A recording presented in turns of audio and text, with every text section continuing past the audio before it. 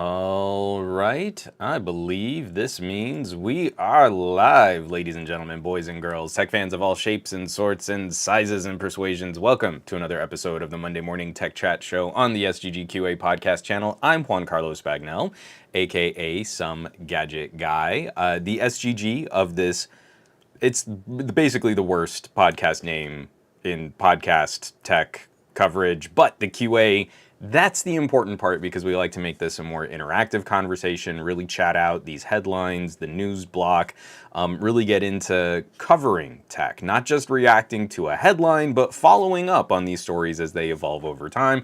And I'm already seeing an incredible crew of people here in the live chat that are ready to do just that. I want to do a couple special shout outs here. We've got Twin Folk and Rico Man both subscribing on Twitch. Thank you so much for supporting production on this podcast. I really appreciate it. But I'm seeing Onscon, Dave Burns, Farhan, Tech Boys in the chat, PP Joker, Bray Gray. Who am I missing? I know I'm missing. Al was in there, Gregory, Bryant Billing. We've got a good crew ready to jump in right now. And as we always start off, I just would like to say happy Monday. I like to hold my podcast on a Monday just so we can get up to speed. We can start off our tech week, and maybe news broke over the weekend, or we can just take a little bit more time to kind of suss out how we feel about what happened last week. And if you follow the other conversations in the other podcasts that are kind of floating around, for example, Best of Our Week with my buddy TK Bay, which we usually do on Thursdays or Fridays, I feel like we're in kind of a, especially in North America, we're in sort of the tech lull before the February storm. And there's going to be a lot of stuff coming out in February, and we're all kind of slow playing. We're not trying to get too hyped, but that doesn't mean that there hasn't been a lot of tech shenanigans happening, a lot of tech news, and we want to kind of keep abreast of that before some major product announcements come out. And so that's going to be part of our lineup right here. We have a heavier news block this week. We do have some things to chat about, like information on the OnePlus 11 and the new OnePlus Buds has been coming directly from the company ahead of their February launch. So there's a lot. There's a lot that we can kind of chew on. We can kind of gnaw on before we get there. I do want to get this set up here. And I'm going to say let's play this one conservatively.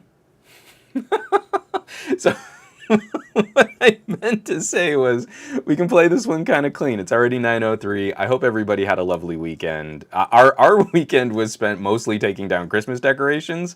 Our goal is always, can we pack up Christmas before Valentine's Day? So we made it with room to spare this year. I'm like off my normal patter right now. So why don't we jump into some housekeeping? We can knock that out, and then from there we can get into the news block. I just wanted a couple more shout outs here real quick. JMan150, Gary the Fireman saying, howdy geeks. I love seeing you in the chat, Gary. You got Brian Glaze saying, good morning, Control Alt Clay. We've got Mr. Barry Johnson. Mr. Barry Johnson, who you should absolutely be following right now if you want to keep up with what's going on with premium tier Vivo, as he is rocking that X90 Pro Plus. Let me get this out of the way there. Okay. PP Joker, another college semester has arrived. So, well, I'm glad to see you in the chat, because obviously this is just as important as your studies. We've got Gary the Fireman. What's up? Gary the Fireman has gifted tier 1 subs to Control Alt Clay and Anado32 and has subscribed with Prime. So Gary the Fireman has been subscribed for 33 months and has been gifting gift subscriptions that entire time. Thank you so much, Gary. The help, the support, the good positive vibes, man, has greatly been appreciated during the run of this wacky little podcast. So, some housekeeping. Let me go into a screen share real quick. I want to start off, I don't do tons of these tutorials just because I feel like they start to get really repetitive. Podcasting on your phone, a starter guide on mobile recording. I think I should change that to a starter guide for mobile. I'm real bad at titles and thumbnails and stuff. I need to make that snazzier. Like, ditch your laptop, it's been killed by your phone for podcasts. I wish I had a sneery tech bro font for YouTube. So like you could only read it in, "Nuh-uh, bro, your thing just got wasted. It's garbage." Like I need that voice, but in a font. What font? Because like I'd be inclined to say papyrus. What font do you think would be sneery tech bro? Drop me a comment. And Control Alt Clay with the silly face one. But like with like some outdated hand gesture of radicalness, because I'm millennial on cusp of Gen X. Yeah, I don't know what I'm doing with my hands. Apologies to anyone who's listening to the audio replay on this. Yes, podcasting on your phone. So what I tried to do is 3 tiers, sort of like just starting out with the basics, how to record audio, and then adding some accessories, some microphones, and some apps that can make that better. And you can catch that video. I enjoyed making that video. That video has been one of the worst performers on my channel in the history of me producing content on YouTube. Next up, I wrote out a review on the Nura True Pro True Wireless Earbuds. Now, if you are a regular on this podcast, you might remember a couple months back, one Mr. Jeff at El Jefe Reviews sent a little care package to me, and this is the Nura True Pro. Again, I cannot thank Jeff enough for sending these my way. These are top tier, high premium quality, true wireless Bluetooth earbuds. Have just been an excellent experience. I demoed them live during the setup on the podcast and actually had kind of a tingle moment. Kind of like a George Takei, oh my, kind of moment.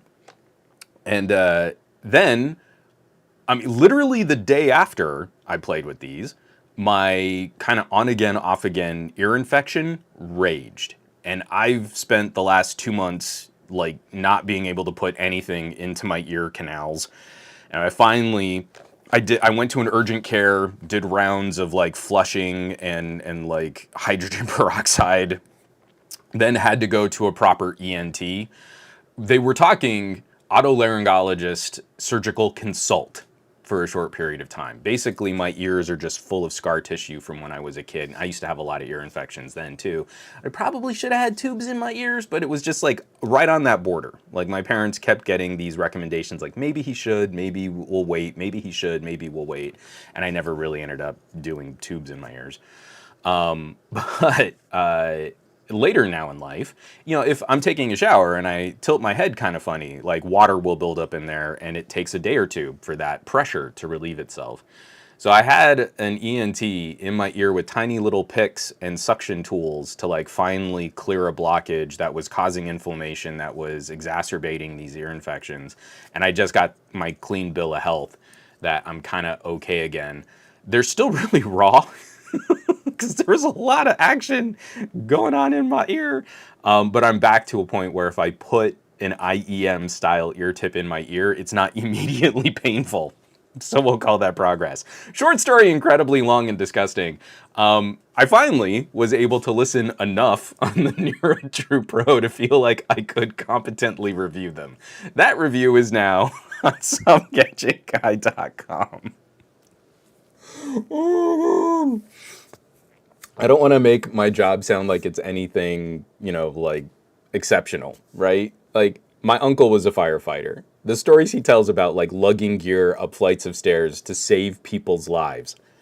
Totally different conversation than what I do for a living.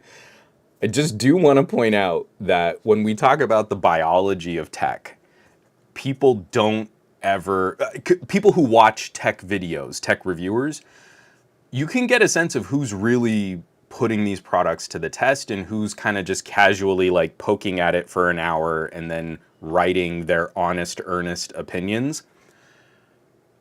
I have psoriasis, I have scarring in my ears, I have inflammation issues, I have the beginnings of psoriatic arthritis.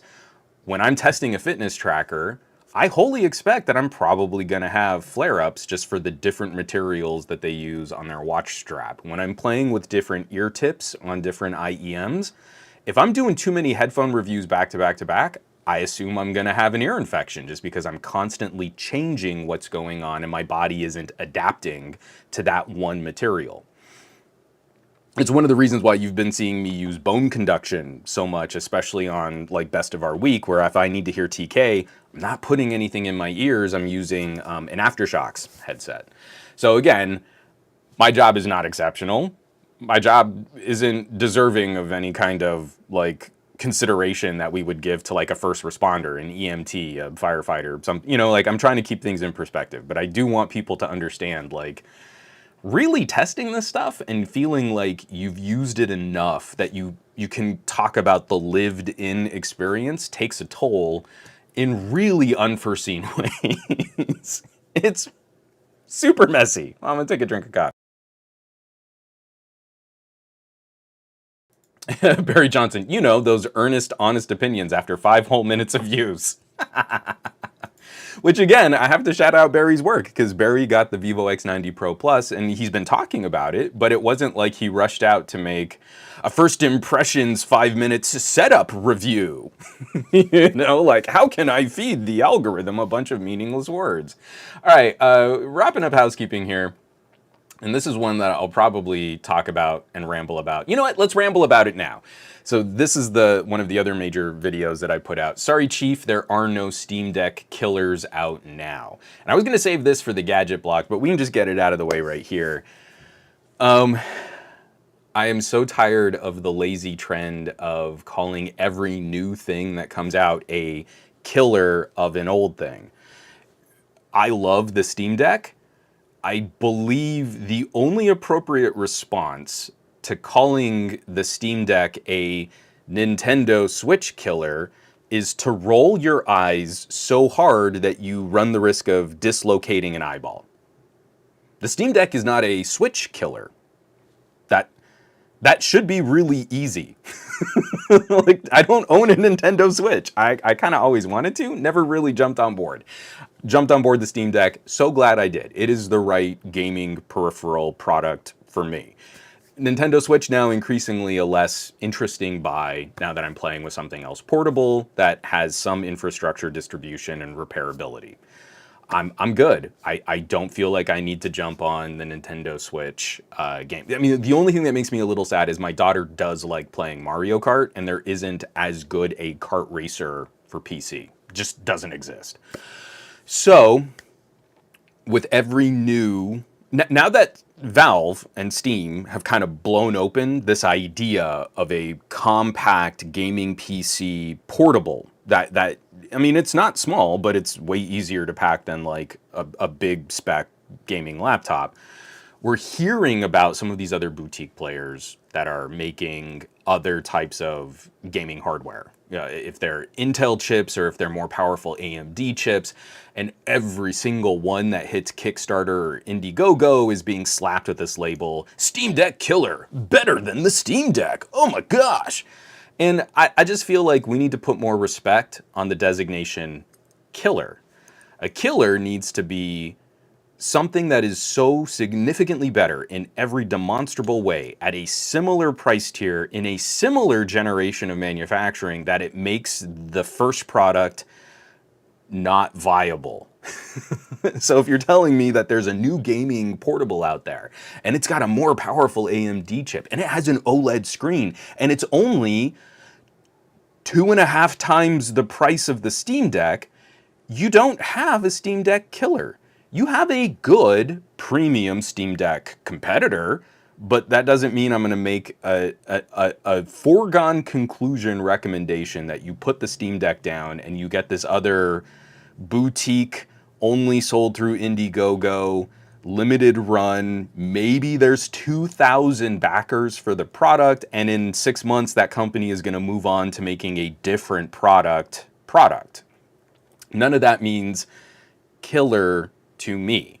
You cannot kill the Steam Deck until you have similar distribution, similar repairability, an open community that can mod and create their own accessories. It's not locked down to anything proprietary. They're putting their parts on iFixit so that you can repair or upgrade or improve your Steam Deck. That's the whole Steam package. You've got to kill all of it to make a Steam Deck killer. Just making something more powerful and it's more expensive doesn't kill the Steam Deck.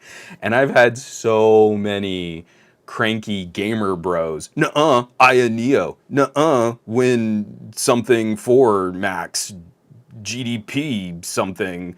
There was, again, like two others, I can't even remember the names of the company. You go to Indiegogo and it's like, this was a successful Indiegogo campaign and it had 600 backers.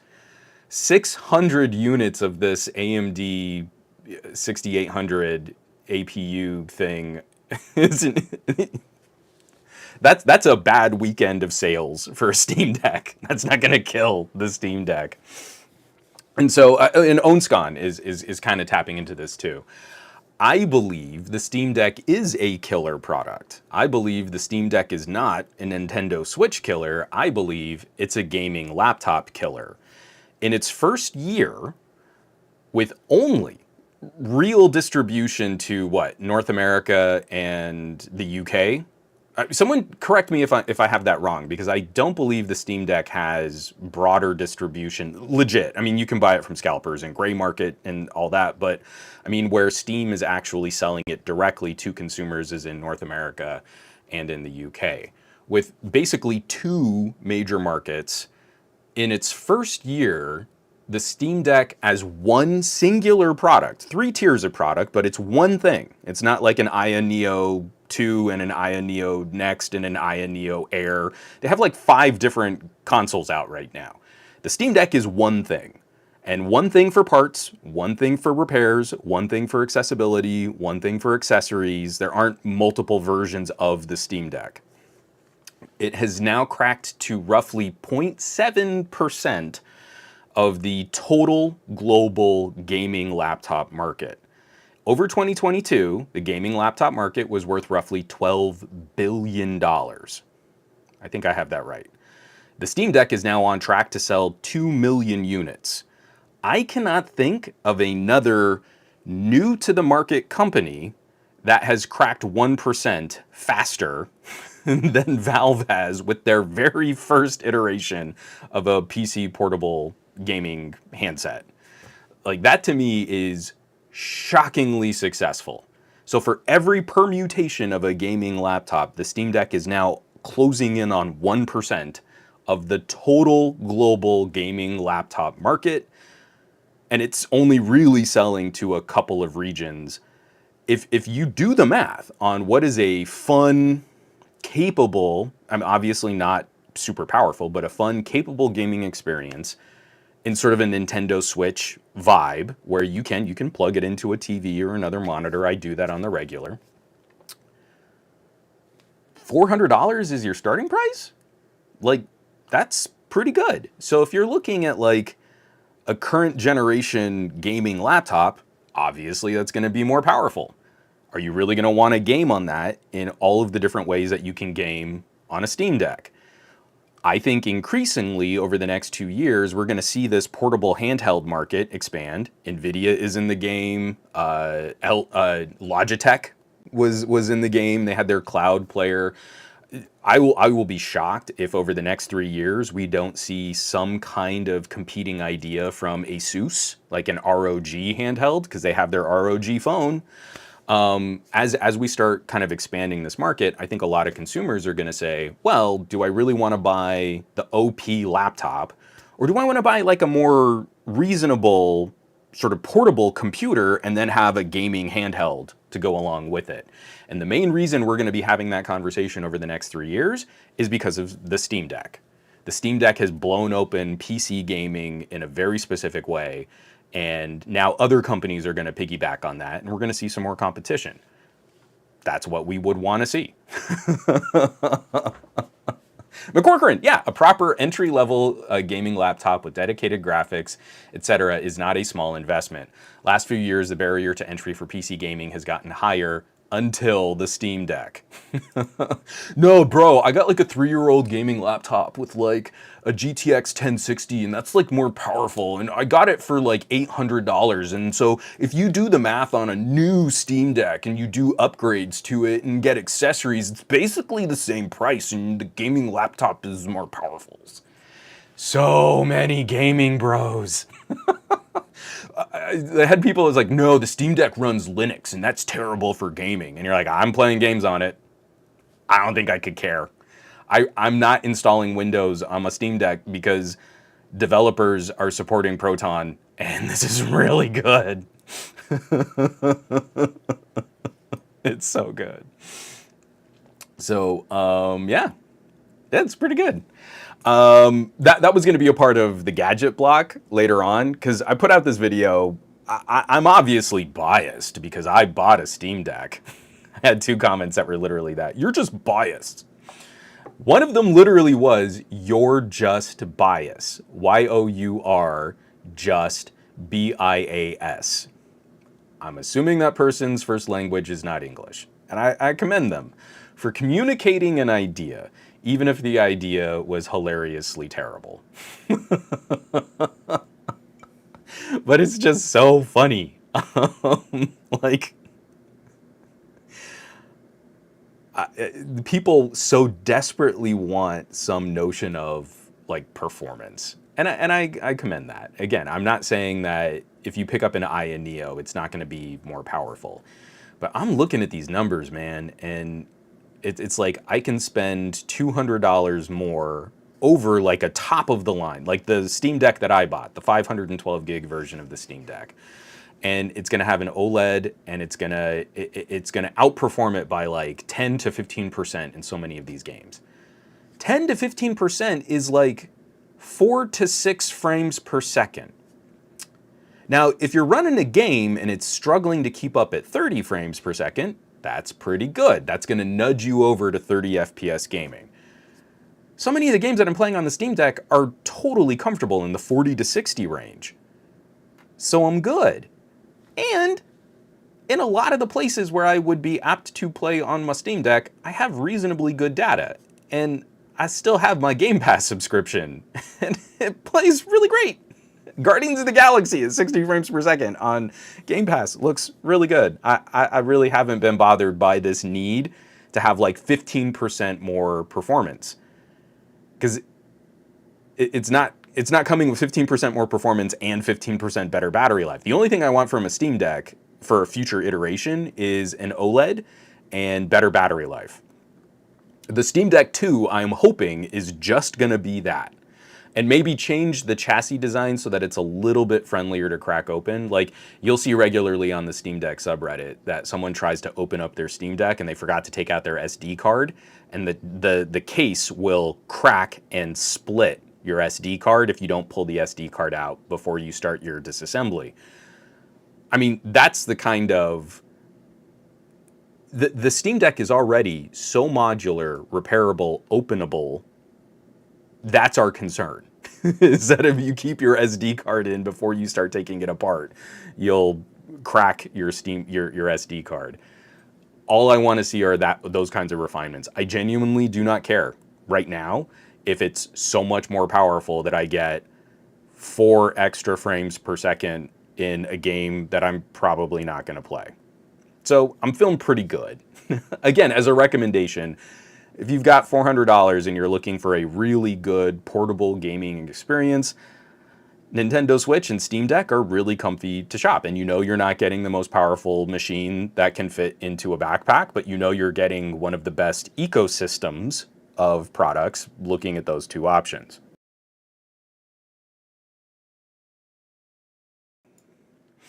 Oh, and Dustadore is here now saying, good morning, peoples. Yeah.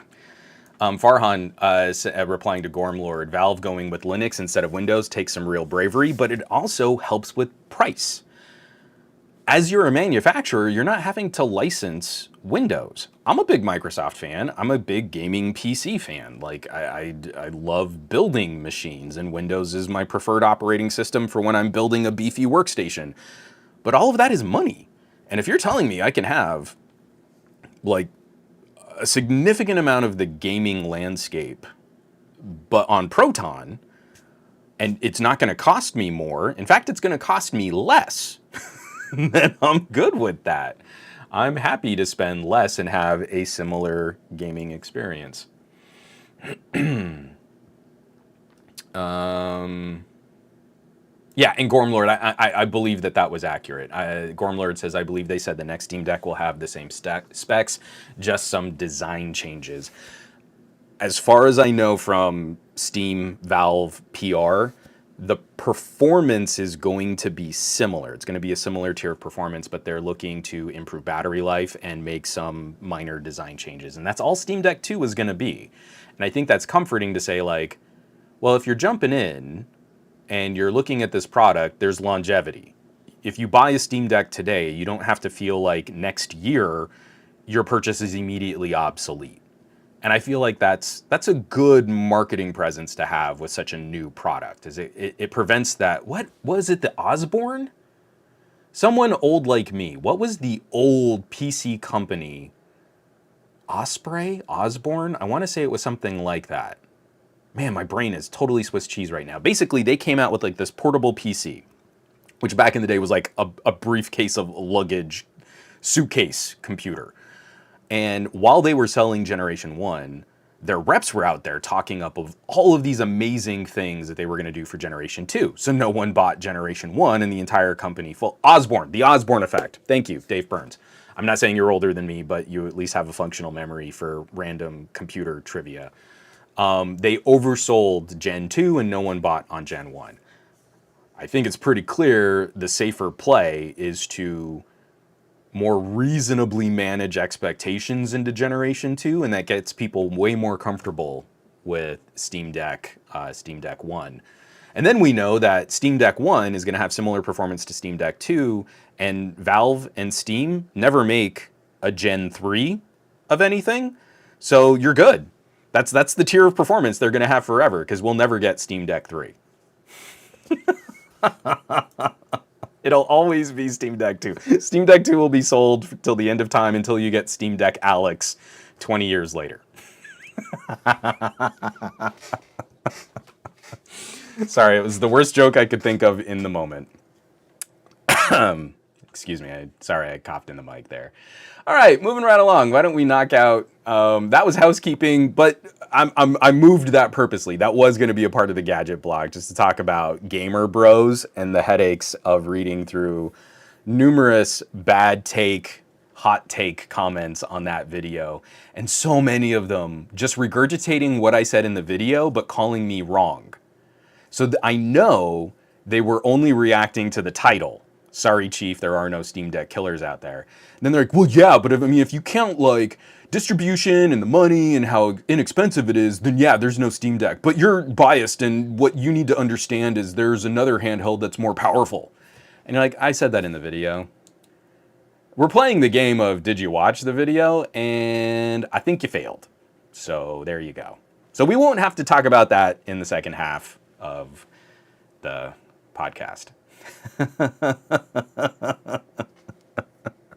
See, Roth got it. Roth understood where I was going, because I'm old. Half-Life Valve jokes. It's great. It's great. I mean, if we can't laugh at the companies we like, then what are we doing? Because moving into the news block, I wish I had bumpers, you know, like I could push a button and then like, news block, and like music and graphics come out. I'm really bad at doing podcasting. I wanted to highlight this trend, specifically through one company, but we're seeing basically every major tech brand now they have to tighten their belts and they have to really knuckle down, and all their employees got to cut back. We got to get them back in the office, which is going to be more expensive to run the offices again. But at the same time, we also need to save money and enhance shareholder value on earnings and revenue. So I guess we just got to lay people off. And we're seeing thousands of layoffs across the tech industry, tens of thousands of layoffs. And you know what? I really feel that this is bad management. I've mentioned this on a couple previous episodes of this podcast, but to me, it doesn't sound like the employees are under-delivering. Over 2 years of global pandemic and work-from-home initiatives, we've seen this labor force of tech developers and coders and engineers step up to the challenge, and all of these tech companies have been wildly successful. At some point, we had to expect that the pandemic would shift into a more open endemic and that business would change. These products and services would be utilized in one way while we were all locked up at home, and they would be utilized in different ways as we would open things up again. So these companies have never made more money in the history of their brands, and they're still demonstrating growth today. They're just not growing as fast. If you look at Microsoft and Google and Apple and Facebook, their quarterly returns, they're missing expectations that were still built on the models of growth during the pandemic, but they're still growing. And that to me is the infuriating part of all of this messaging. We've really got to tighten our belts and we didn't account for this change in the marketplace. That is terrible leadership. It has nothing to do with the employees. If you're the CEO of Google and you're telling people that you could not predict that someday there would be a market correction where Google products and services would be used differently than during the peak of the pandemic, you are a terrible CEO.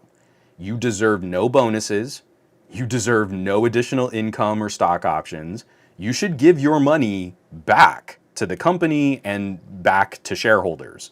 You have demonstrated that you cannot fulfill your role in enhancing shareholder value for that company, for managing the interests of that company. To pass the buck on to the employees is vile.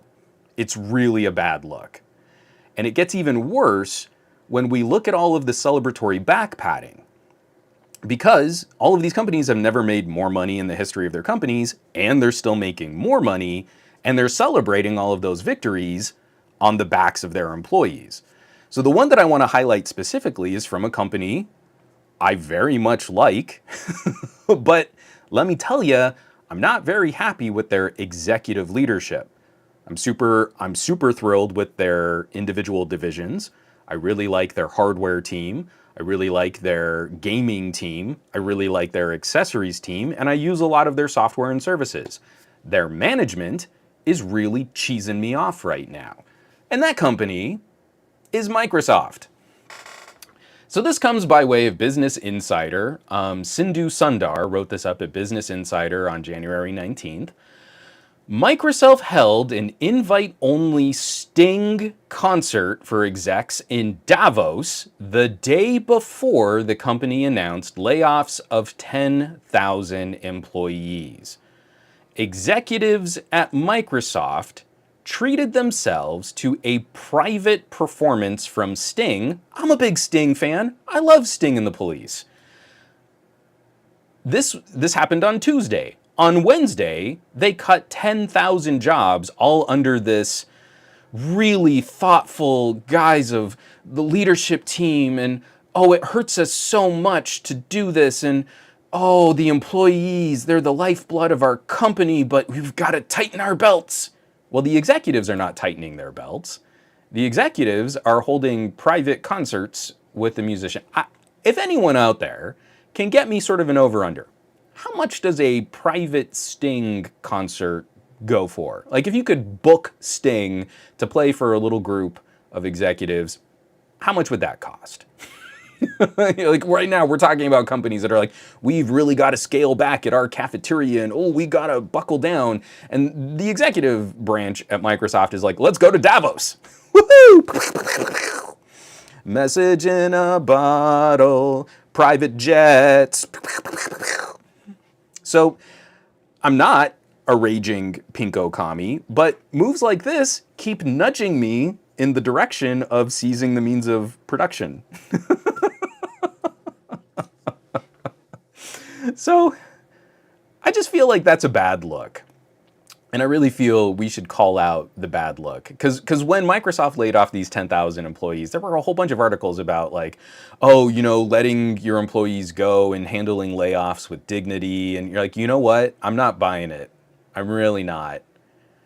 Again, these companies have never been more profitable. They should be looking to fill a war chest to handle the ebb and flow of tech over more than a month and more than a fiscal quarter. And instead, we're seeing the worst aspects of fiscal quarter capitalism. There's no long-term view when you're cutting 10% of your staff. That's not a long-term investment in the health and sustainability of the company. That is a short-term move to generate shareholder interest and fulfill some notion of line goes up. And then the next fiscal quarter, they'll have to scramble to find some other gimmick to juice up those stock numbers, just so that shareholders will be appeased. Instead of going to shareholders and saying, hey, there's going to be a changing expectation on our financials this next month, and we're still going to make more money. Wow. So, you know, it's pretty awful. It really sucks. So, moving right along, we've got a couple little stories here that I wanna highlight. Oh, sorry, we had a couple comments on this. I wanted to get to that. There was one I wanted to point out here. Hassam, to be fair, this event probably was scheduled a few months, if not a year ahead. I seriously doubt it was scheduled a whole year ahead to then fulfill some executive compensation or executive, back padding. But even if it was scheduled a few months ahead, the thing that these large corporations also do is start the strategic planning of layoffs a couple months ahead. So what you could do is say, hey, we're looking at this next fiscal quarter. This next fiscal quarter probably won't be as good as the last year's fiscal quarter. Maybe we just don't do the executive back padding private concert this year because we're probably going to have to do some layoffs to keep shareholders happy. All of that has a window. It's not like they planned the Sting concert a year in advance, then a week before the Sting concert said, oh no, we've got to cut 10% of our labor force. So if we're going to give Microsoft the benefit of the doubt on the Sting concert, we also have to double tag them on the layoff timing. I feel that works too. Barry Johnson, yeah, nothing says tighten our belts like taking the private jets to Davos. Even if they didn't take the private jets, they still had to book travel. And something tells me the executives weren't like, oh, you know what? Let me check Southwest rates. I'll pay for it myself.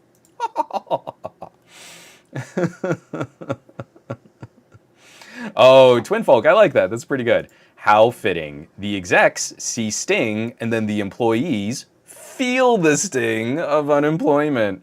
I love it. I love it. And from Awesome Possum, don't forget that next year they can claim continued record profits and revenue growth, and all because they're trying to do this thing on cutting costs. But that's not what employees of your company are. And it's the same problem that I have with Google, because Google has been talking about, well, we've got to trim all this fat, and we've got to stop killing projects, and we've got to stop starting new projects that we're going to kill. And you're like, you know what that is? That's not anything on Google engineers. You've created this corporate culture at Google of Googlers. People identify as working at Google in a way that no other company has really, well, maybe Apple. I think Apple employees are likely of a similar mindset. But if you're creating these projects and you're allowing that kind of waste to foster, and then you've built this terrible reputation of killing the projects that you start up, that's a management issue. That's not one you throw at the feet of your employees. The buck stops at the CEO. And instead, I'm seeing Sundar Pichai oh, well, it's just the market forces, and I just couldn't, and I don't know there's nothing else we could do. And you're like, No, there's definitely better management tactics and a better organization and a better structure that you could employ and not let go of 10% of your global workforce. That's a bad look. That is a not as capable CEO, in my opinion. If we're getting to this point after the most successful fiscal quarters in the company's history, the CEO could not predict that eventually the market would correct.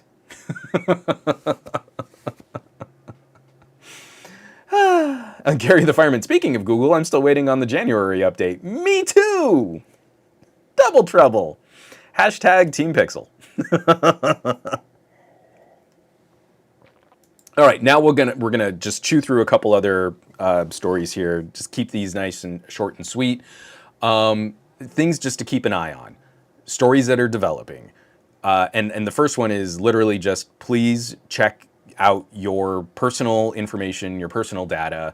I have not been affected by this, or at least PayPal has not disclosed that I've been affected by this, but PayPal accounts breached in large-scale credential stuffing attack. Close to 35,000 users have been impacted. So I want to get to here's the quote from PayPal. We reset the passwords of the affected PayPal accounts and implemented enhanced security controls that will require you to establish a new password the next time you log into your account. And then also, impacted users will receive a free of charge 2-year identity theft monitoring service from Equifax.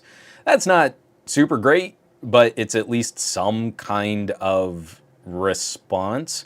But roughly 35,000 people, personal information was likely accessed. So it's not just like names and account information. It's also things like addresses and social security numbers. So if you use PayPal, especially if you use PayPal in a more passive way, I feel like those are the people that are always the most vulnerable, or the people, I have a PayPal account, but I just don't use it very often. I'm regularly in my PayPal account. I know when something is looking wrong or something has gone weird or bork, and I've been able to react to it pretty quickly. If you haven't used or you don't use your PayPal account with much frequency, those are the people that I always feel kind of get lost in the shuffle. 6 months from now, they log into their PayPal and go, wait a minute, why was my password changed? So be on the lookout. Definitely check your email. Definitely check your spam. If you have a PayPal account, log into your account, see what's going on, see if your password has been automatically restricted so that you have to create a new password. It's just a bummer that these things happen. This one seems a little bit more localized, but 35,000 people, that's a lot of people. And we want to make sure that our circles of family and friends are well protected. Again, it's one of those, it's like, you need to spread the word on it. Like a bank or an institution or something that handles your money or credit card information, when something like that goes bork, we need to spread the word and make sure that people can take steps to protect themselves. Yeah, see, Brian, exactly. I don't know why that comment got like weirdly highlighted. I'm in the former, I rarely use mine.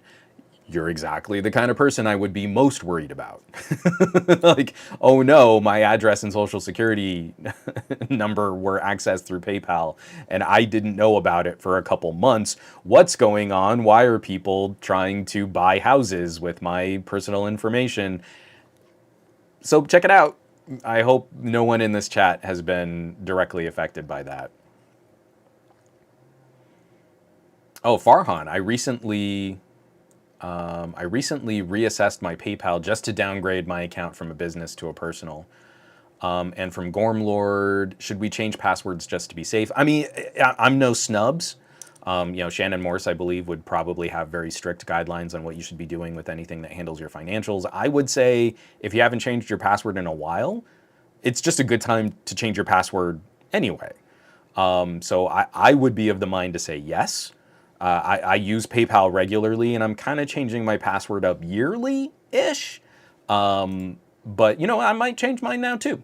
I haven't gotten any notification from PayPal, but it couldn't hurt just to shake up what information is being sort of protected on PayPal side, and at least I'm doing my side in trying to protect that info. And also two-factor, exactly, Control-Alt-Clay.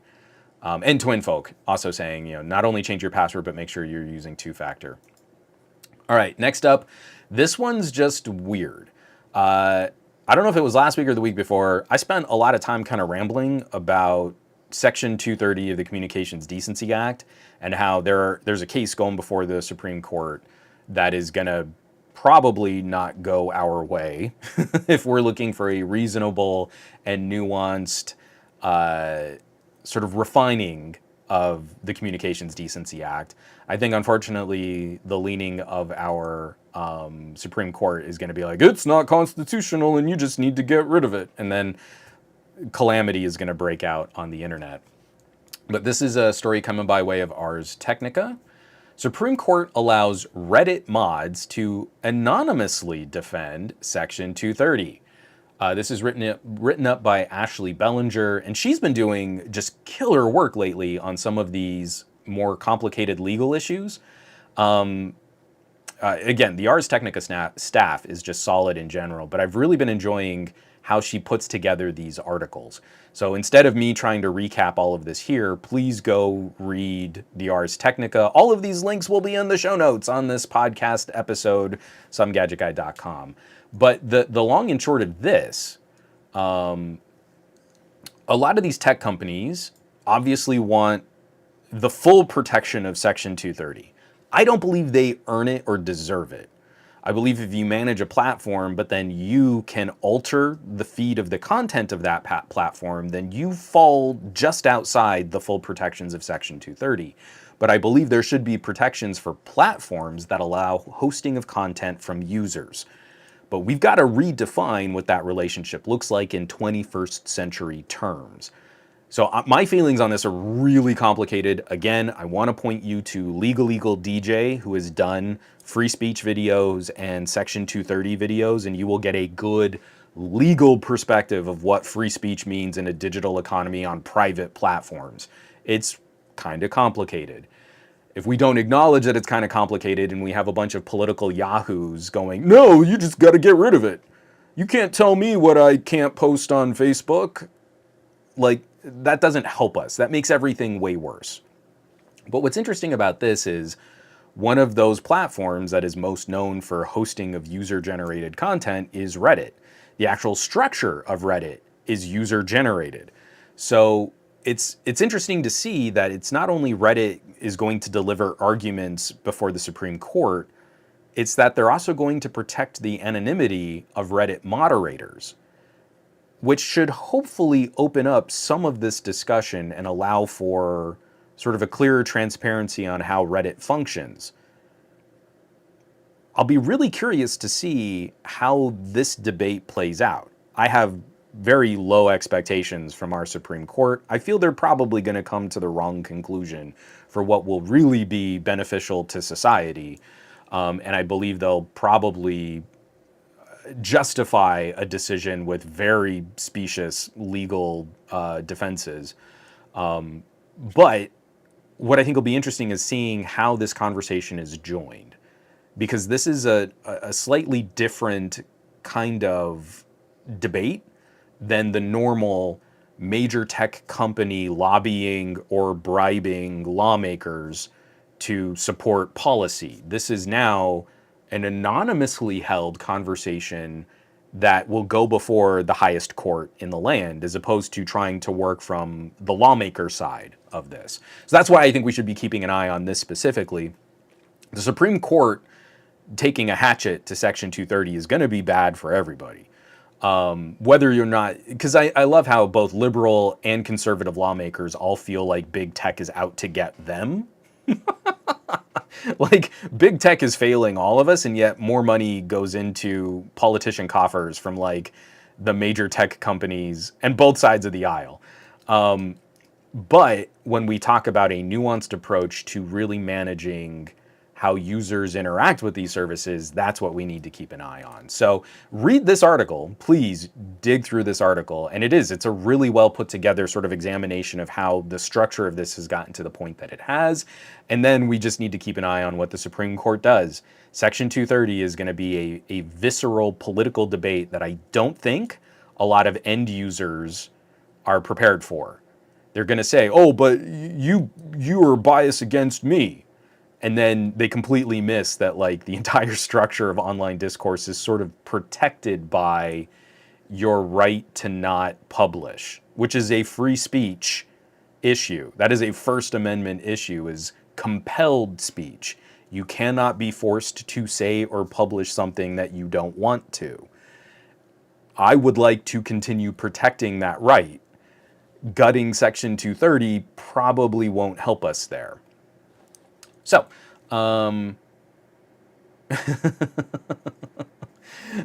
sorry. Yeah, just reading some of these comments on here, I realized like, oh no, I'm kind of political soapboxing again. And then lastly, just because I think it's a hilarious look, we talk about sort of a disingenuous joining of a conversation. Like, we've been covering the Twitter shenanigans, how Twitter is basically dead to me, how much it breaks my heart that I can't really trust or rely on it as a platform. I've been having a ton of weird issues cropping up where like I don't get notifications. I was getting DMs from people and like nothing was popping up on the website or on my phone. Like the entire back end structure of notifying for messaging was completely gutted for like 2 or 3 days. I would have to manually go in and refresh just to see if I had any new messages. Again, I almost wonder, like, did they do that on purpose to show additional users interacting? I don't know. It's so terrible, and that's where we're at now with Twitter. Is what gimmick are they going to try to juice up their user numbers? So, this is the second article from Ars Technica. This podcast not brought to you by Ars Technica, but I cribbed them a lot. Twitter retroactively changes developer agreement to ban third-party clients. A single line changed days after a vague statement ends a foundational era. This is written up by Kevin Purdy. This is hilarious because we talked about it a little loosely. It wasn't like a major article, but how Twitter quietly had pulled this API support for third-party Twitter apps. And a lot of developers are going like, hey, my stuff's broken now. Why isn't anything working? Why am I in this read-only mode? And Twitter put out this real nebulous PR response saying, all we're doing is enforcing a rule in our terms of service. It was like we're enforcing a long-standing rule in our user licensing agreement. I forget the exact quote. I'm not doing a good journalistic job of accounting for this change, this policy, I should say. Well, that wasn't true. The thing that they're talking about, like, hey, this was in our agreement, they just recently changed after the policy had changed, and now they're trying to like point to that. See, that was a part of our developer agreement. And so now all of these third-party apps are running afoul of our developer agreement that we just changed on January 19th, which is a long-held policy at Twitter. The Twitter policy is 5 days old. That's a long-held developer agreement policy that we've always had, except for the change that we just made to it. It's like a total raging dumpster fire. And again, from the end user perspective, like not a lot has really changed, but I have so little faith or trust in Twitter as a platform now. I can't imagine any like reputable brand or company really dumping serious money into the sort of advertising coffers on Twitter. So Elon Musk's debt payments are coming up. I'm really curious to see how he gets special treatment to weasel out of paying his debt. Because again, if you're a billionaire, you don't have to pay your debts. You can just keep borrowing other people's money to run companies into the ground, and everyone still claims that you're some kind of, I don't know, hipster genius, and banks have already sunk so much money into you and your other brands that they're reluctant to really step on, well, you owe us $1 billion. I guess we'll let this one slide, you little scamp. But next month, you really better consider paying some of your bill. And like, man, if I did that to one of my mortgage payments, I think I'd get like, maybe a month of consideration and then I'd be homeless. And I really feel like more billionaires need to feel that as a potential threat. Is like, hey, you're doing business in a very inconsiderate way, and you should be beholden to the same rules as everybody else. At least the same rules as everybody else, because when you have a wacky whim, billions of people are affected by it. So, maybe we just hold on to all your other stuff. Hey, if you can't pay this $1 billion, I don't know, that SpaceX is looking pretty tasty. We'll take a chunk of that. Why don't you give us $1 billion chunk of SpaceX? How about that? And if they were really feeling like that kind of pressure, maybe billionaires wouldn't do things like this and wreck stuff for everybody else.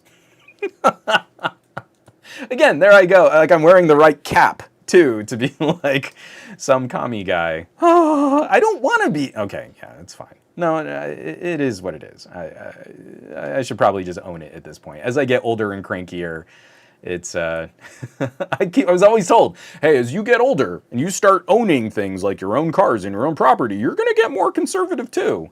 And I kind of wish, my grandfather was still around to see just how raging left-wing I'm becoming because of business practices like what we're seeing at Twitter. So, I'm going to take another drink of coffee, then we're going to plug a subreddit and talk more about social media. It's hilarious. Hold on one second.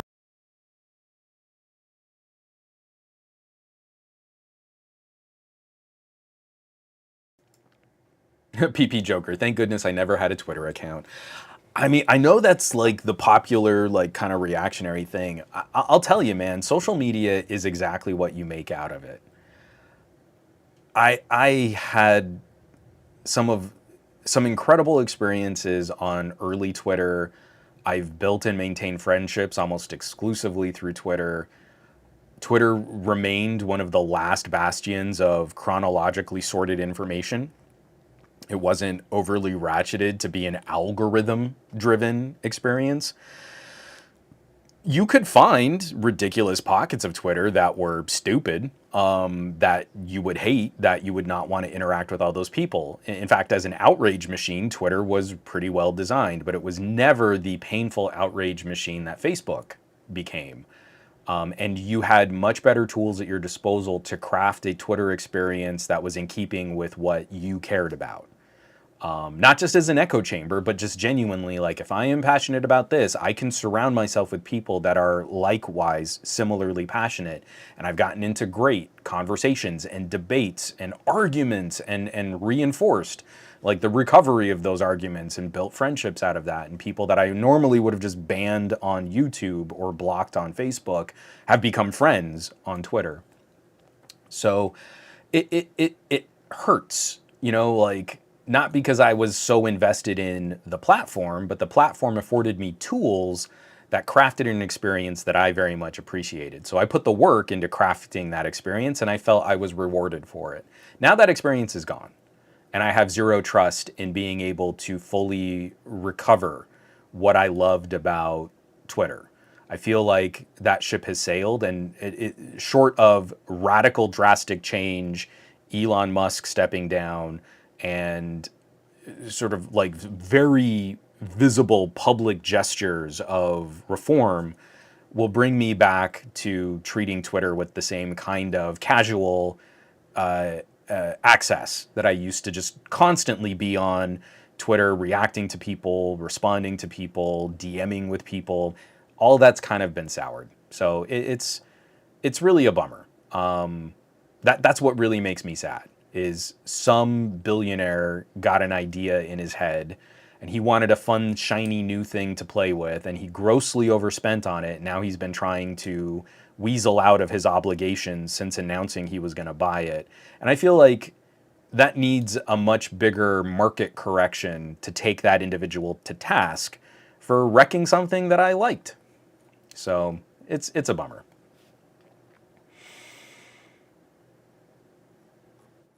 But a lot of people who didn't have Twitter accounts, I totally vibe with, like, yeah, I never got into that mess and now I don't have to worry about it. Like, that kind of is a nice feeling, I'm not going to lie. I wish I could sort of join you on that. Baseball Super. Hold on, let me see. Hey, Juan, have you covered the new M2 MacBook Pros yet? So, that's a question that I've gotten on my channel quite a bit. I put out a video 2 years ago where I said I was not going to review any Apple products so long as they were instituting software backdoors and on-device content scanning. As soon as Apple disclosed that that's how they were going to offload server costs to try and make users responsible for the content on their own devices, and that they were going to be instituting this new hash scanning system that to me sounded extremely dangerous to privacy and to end user security, I said I wasn't going to cover any new Apple products, and I've still been on that ban. It hurts my channel. I don't really particularly like the direction Apple is going with most of their products. I really like Apple Silicon. I think that is such a huge step forward for ARM, but that's compartmentalized.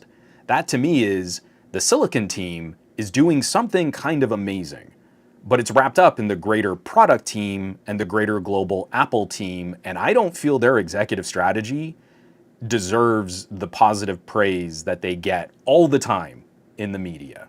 Apple, I feel, really does not deserve this darling sweetheart position that we always kind of talk about their products. Even if we don't like them, it's always, oh, that's scamping. We know they're going to be real popular. I really feel Apple deserves a much larger market correction. So Apple made this sort of quiet announcement that they weren't going to be instituting the same policy of device scanning that they originally detailed. So I started looking into that. I thought, okay, well, if they're going to back off from that, that to me was a bridge too far. I despise their right to repair initiatives. I despise how locked up their walled garden is. I really hate how they manage their accessories.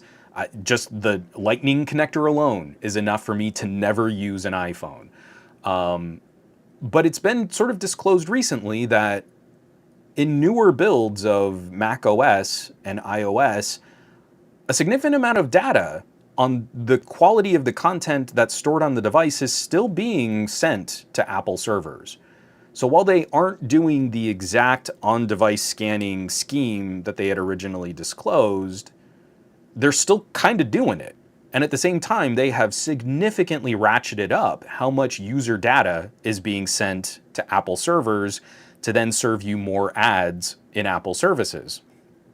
Apple is looking at advertising as the next major revenue growth engine on a lot of their products. So you get to pay more to own something Apple, and then it's still going to scan all of your content and report back, and it's still going to siphon off all of your behavioral data, and all of that's going to get sent to a server, and you're tracked and managed and observed just like you would be on a Google-powered product. So I'm not inclined to change my stance on not reviewing anything Apple until I see that there is an actual fundamental structural change and that they live up to their marketing on being the company that cares about your privacy and your security. They pay Google, I think last year Google paid Apple $14 billion to be the default search engine on Siri and on Safari. So Apple profits significantly off of your user data by allowing another company to come in and siphon off your user data. But even if you change that, Apple, for their own apps, siphons off your data, and it doesn't matter if you opt out. So when Facebook tries to build data on your behavior to sell ads on Facebook, Apple shut that down, and they said, hey, this falls afoul of our developer guidelines. Apple apps are immune to the developer guidelines, and they're doing the exact same thing that they shut Facebook down for. I don't see how that's different. I don't see how that's better. If we're afraid of Meta and we're afraid of Google and we're afraid of Amazon, similarly, we need to be similarly afraid of Apple. So I'm not, the new M2 looks amazing. That looks like an incredible piece of silicon, like a nice TikTok update over the M1. I think it's going to be a baller performer. I am seriously invested in personal computing on ARM. The price, performance per watt, everything looks amazing. I cannot vibe with the whole company structure that is built around that chip. If I could get that chip on my own and put it into something that I have more control over, I'd be over the moon. But I can't do that, so I'm not going to talk about it. But short story, incredibly long. Super excited by the tech, and I wish that tech could be separated from the parent. The company to me is becoming insidiously vile in its hypocrisy. Whereas before it was just sort of annoying, now I feel it is actually actively looking at consumer harm for company growth and company profits.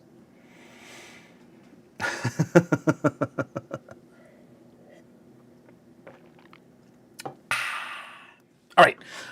Every podcast has a subreddit. My podcast is no exception. We've been talking a lot about social media and how we handle algorithms and sort of building communities. And I am trying to keep a community afloat on Reddit where we support tech content creators and we try and engage in a broader conversation on things that we can do with our tech.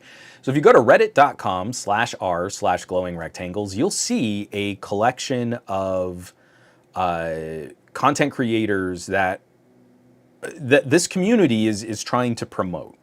The whole point of this subreddit should be that it's a little incubator, and hopefully there's some popularity and people enjoy finding new things, and then that spreads. This week wasn't great. This is like one of the lightest weeks that we've had for the subreddit, reddit.com/r/glowing rectangles. Like, again, I've got 43 people watching right now, and if half of you upvoted one article, it would be the top article of the week. So as much as we always complain, hey, I hate it when it's wacky thumbnails and clickbait and everyone's talking about Steam Deck killers and all of these things that we think are really annoying, the barest minimum of interaction would start changing that.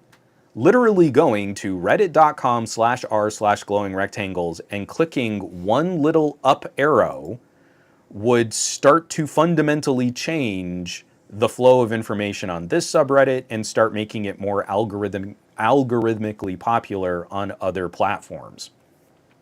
That's literally the bare minimum of interaction that would start to change things that we all say we're annoyed by, instead of just allowing YouTube to feed you a quantity of information. So on the subreddit this week, the top posting was my Steam Deck video. Sorry, Chief, there are no Steam Deck killers out right now. But number two, I wanted to highlight because this is exactly the kind of stuff that I love seeing find some footing and find some popularity. So this was posted from the LG V60 subreddit, and then I shared it on Glowing Rectangles, and it was the second most upvoted post. It's just a screenshot of someone using an LG V60 with Screen Plus, and they have a full Linux desktop running with Termux X11 in Screen Plus. So you can take your LG V60, plug it into a monitor, you get the main Android desktop mode that was built into the LG series of phones, and then on top of that, they're running a Linux desktop.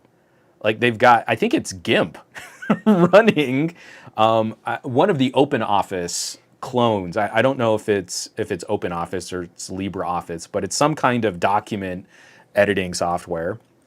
They have an entire Linux desktop running out of their phone.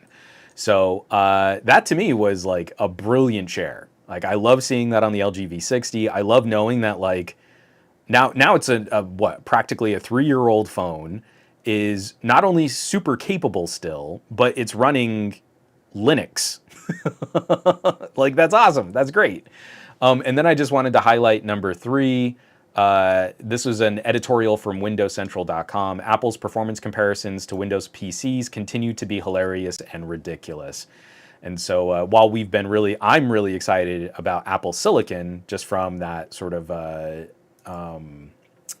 performance and competition standpoint. Again, Apple Silicon has really kicked Intel and AMD into making not just better performing parts, but better performance per watt parts. Absolutely ecstatic, over the moon. But the way that Apple talks about their products is hilarious and dumb. I believe one of their unlabeled bar graphs was like, the M2 Silicon is going to perform 300% better than a leading Windows notebook. And you're like, yeah, but a leading Windows notebook is likely a $200 to $300 machine. If you go to Amazon and you look up like the top selling laptops over the last year, I don't know that out of the top 10, I don't know that many of them break $400. The only ones that are like premium tier are Mac. So like, yeah, it's 300% more performance than an Intel Celeron isn't the win you think it is. I was at Costco and you're like, man, they have a bunch of $299 to $349 Chromebooks. And I bet you the Apple M2 outperforms all of them. Whoa, I just blew your mind there, right? That I bet you $1,000 MacBook is gonna just wipe the floor with a $300 Celeron powered Chromebook, right? That is a shock. That's a shocker. You take that one right to the YouTube algorithm, just gonna blow people's minds. So that was the top three. The number 3 post was that Windows Central editorial. But again, like, we've got some really fun stuff on here. My NeuroTrue did pretty well this week. Number 5 was how to do dual screen retro emulator gaming on a Surface Duo. That's coming by Scary If Literal, Shane Craig. He also reviewed the Unihertz tank. That did pretty well. And then rounding out the top 10, I wanted to highlight this one too. LumaFusion made me hate my Pixel 7 Pro, from Mitchell Millennial. And you know what? Normally I'm not Mr. Clickbaity, but this was a pretty good look at LumaFusion and did detail some of the frustrations I've had with calling the Pixel 7 Pro a Pro.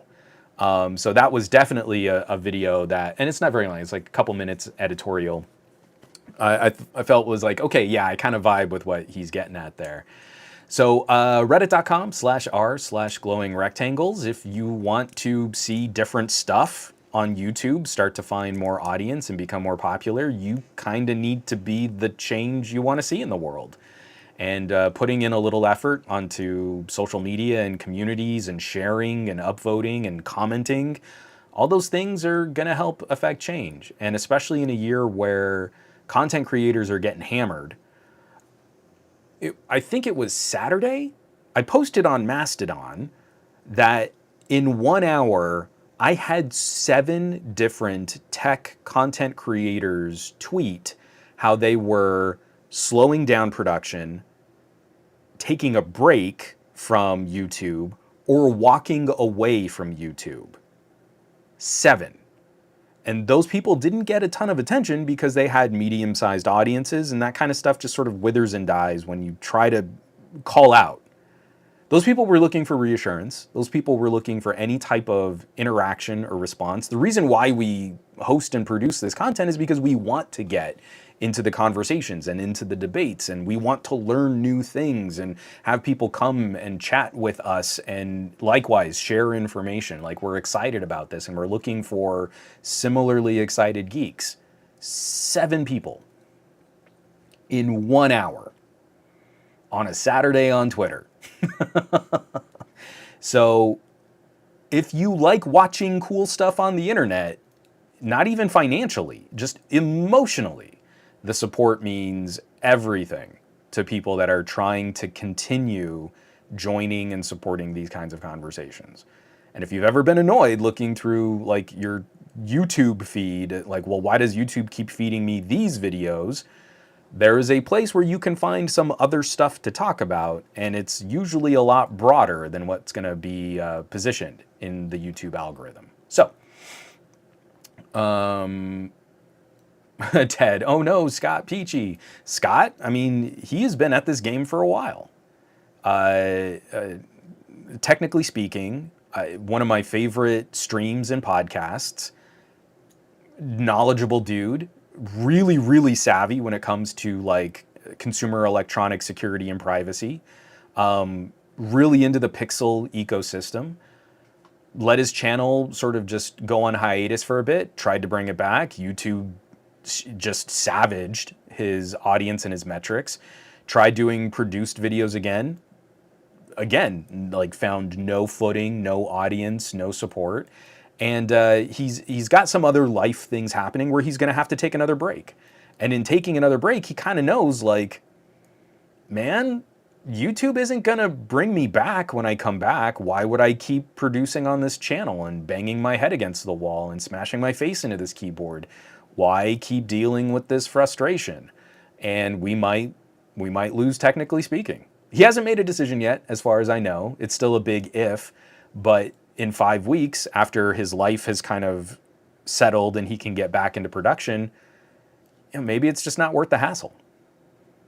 Maybe it's time for him to move on. And you're like, you know what? He's always going to be a buddy. He's always going to be a pal. I've had so many conversations with him. I'm not going to like just disappear him because he's not making YouTube videos, but like, I can't blame him.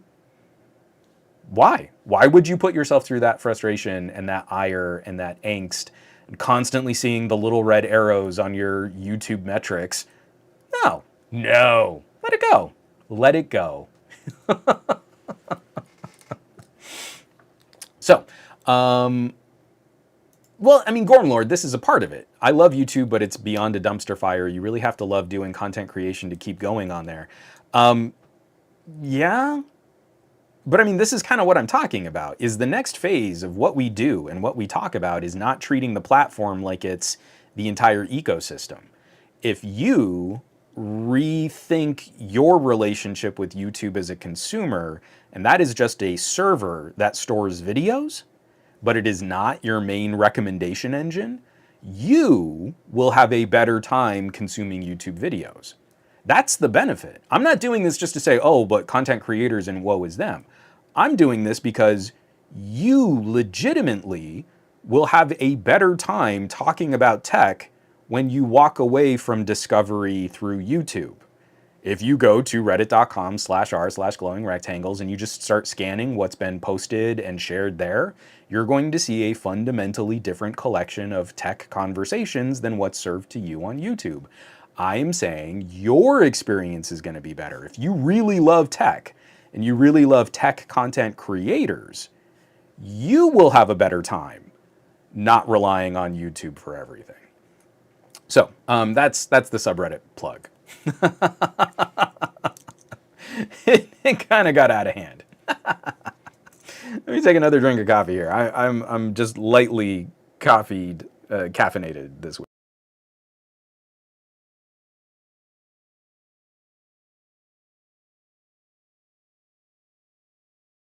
All right, so we're getting into the gadget block. I kind of wanted to start with this one because it's another trend that I think we need to be a little concerned about. I don't know. How do you folks feel? We had third-party companies like Tile. Excuse me. We had third-party companies like Tile that made these products that helped you track things. These little Bluetooth pucks that could chirp and make alarms and operated within a certain sphere. Then Tile tried to make a broader organization of location tracking. So if you opted into Tile by buying a Tile and installing the app, you were a part of a network that could potentially help other people locate missing things. Then Apple copied Tile's business model and gave their own product full access to the entire network of iPhones and iPads and Macs through the Find My service. Something they never would have allowed Tile to do. They ripped off Tile's business model and gave themselves an entrenched advantage over Tile. Tile suffered, and now they're bought out by a company that I think is a little questionable in how they might be utilizing personal information and personal data. I don't have enough information to make a direct claim there. It just worries me when location information changes hands between different parent companies. I believe that's fair to be concerned about. So then we get this news, and Google is reportedly working on a location tracker like Apple's AirTag, codenamed Grogu. It could be announced during Google I/O. I am kind of torn on this because I'm no fan of Samsung, but Samsung has a service that utilizes a network of devices to help people locate things. I'm concerned about the changing parent company at Tile, but Tile had a service that was good at helping people find missing things. And for the same reason that I was just criticizing Apple ripping off that business model, I don't know that I like everything being under sort of a Google account. You know what I mean? Like everything being kind of collected under one Google label. I like diversifying and having fallbacks, and it makes me a little anxious when it's all of my eggs in one basket.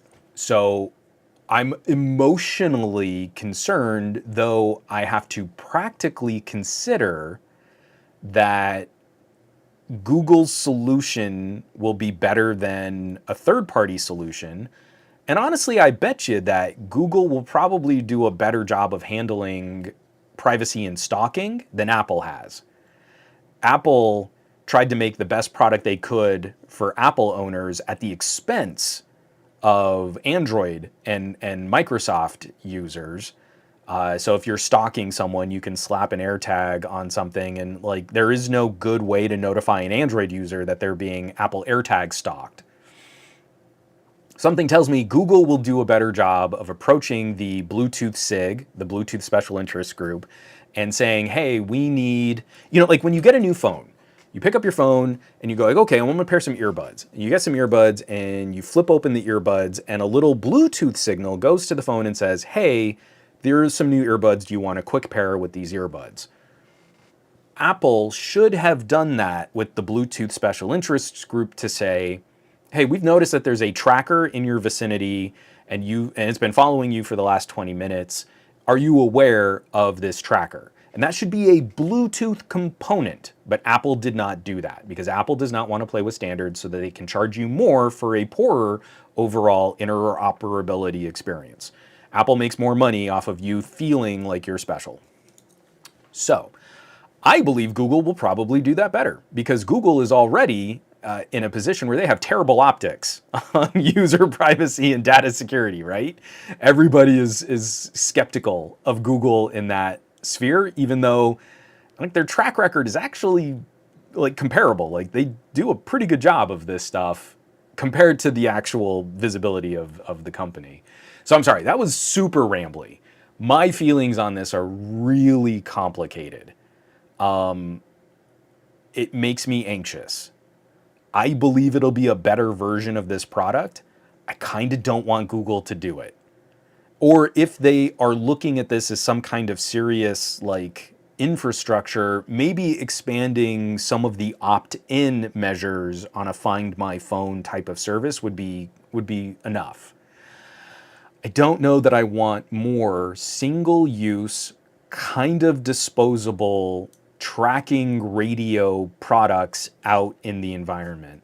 I just don't know that that's what instead, like, saying this has a Bluetooth connection and that it can kind of report to other phones in its vicinity and that you can kind of get a sense of where these got lost. Great. I'm torn on the same Google infrastructure being used for these little tracker things that can then be put on any product or any car or luggage or a kid's backpack. I mean, that's the thing that's making me the unintended consequences of location tracking. They're really difficult to keep an eye on. So it's upsetting. Not upsetting, it's anxiety inducing. From Sore Hunter here, when there are news about people losing access to all their digital life just because a parent took a photo of his kid unclothed to send to the doctor and Google flagging it as abuse imagery, I'm not really into putting more stuff connected to the same Google account. From Aditya Anil, yeah, no, I like not having to remember 35 different passwords, but all things under one Google account is also really scary. Imagine Google banning your account because YouTube thought you were spamming in the comments. It's happened. People have to look at alternatives to Gmail and it's very hard times. Yeah, copycat. Writers reviewing these services act like Apple invented the service. Again, Samsung and Tile were there. Again, it kills me. It really does matter that we properly credit a company when they do something first.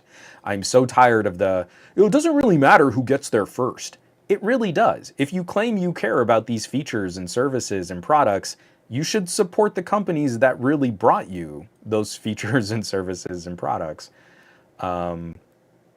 PP Joker, I got to change all my passwords for my account soon. It's, you know what? Spring cleaning, right? Make it like a yearly habit. The weather's changing, the birds are chirping, the sun's shining, and every password in my password manager, click reset, click reset, click reset, click reset.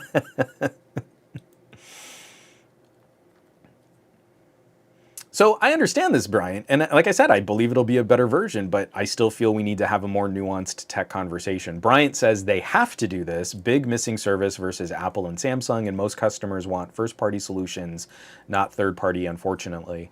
And I feel like if we talked about Apple data tracking and privacy crippling initiatives in the same way that we talk about every other company and we had a fair marketplace of ideas, I wouldn't be as anxious about this.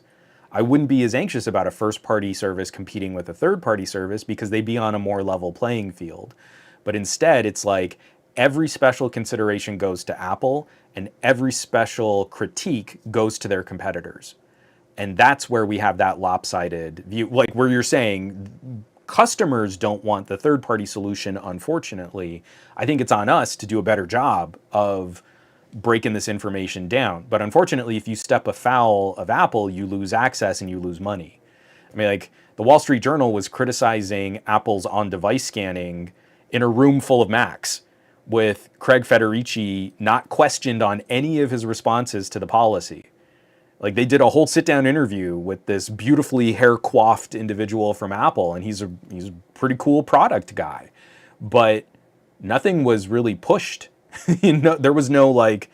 The whole angle was, let me just tell you, it's not going to be as bad as people think it's going to be. You're like, well, that's not reassuring at all, Craig. But the Wall Street Journal didn't want to sacrifice their sort of special relationship and the access that they have to Apple and their executives. That to them would be a losing money situation. And that to me is where we're going to be stuck for a while, so long as we keep lopsiding this conversation.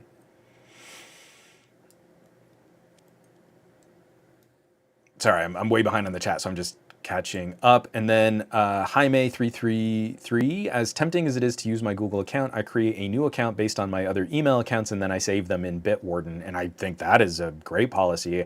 I was using the Mozilla password manager, so it made me sad because Mozilla killed their password manager, but it's still built into Firefox, and I'm just a lazy creature of habit. So my Firefox account is still my main password manager for a lot of these other like peripheral services that I know I'm just never going to remember that password. My core services I'm changing regularly, and I sit there and I make myself memorize those passwords. But like everything else, on my Android phone, I go into Firefox, the web browser, and go into the settings and find my account and like, okay, that's my password.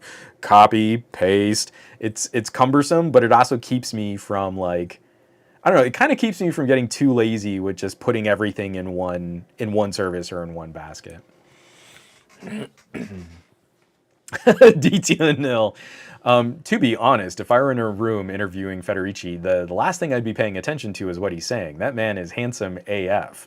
That is one strikingly good-looking, well-spoken dude. Completely agree. Like him as one of those faces of the Apple product team, it's a good play.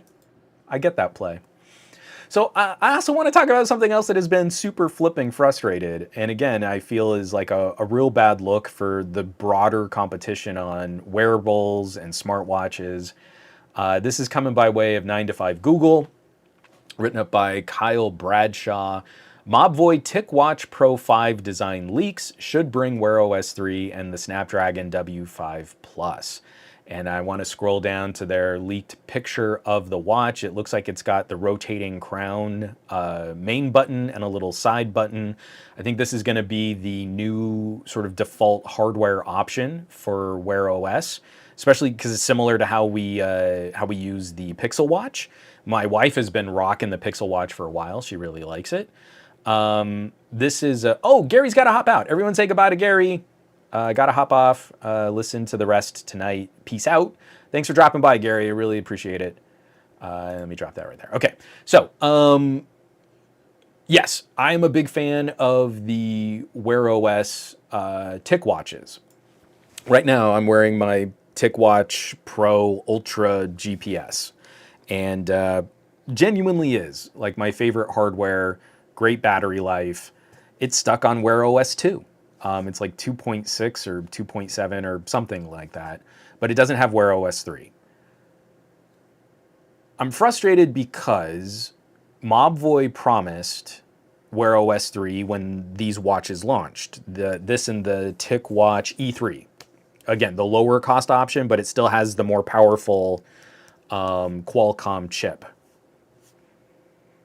But here's the other side of that conversation. I'm still rocking this watch because it's decently feature complete for Wear OS 2. All of the new apps, all of the new developer support, they're moving to Wear OS 3 because there are more people on Samsung watches, and the Pixel Watch is probably going to eke out a nice little chunk of this market too, especially piggybacking on as much of the Fitbit infrastructure as Google has. I feel like Google is going to kind of water down Fitbit to make Wear OS a little bit more attractive or a little bit more lucrative.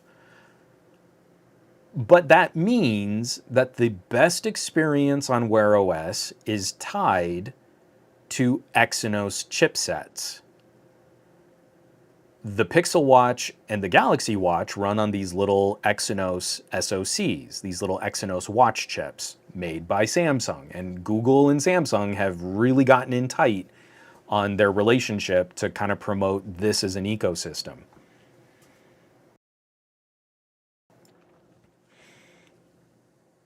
That does not encourage me to overly recommend a Pixel Watch or to only recommend a Galaxy Watch.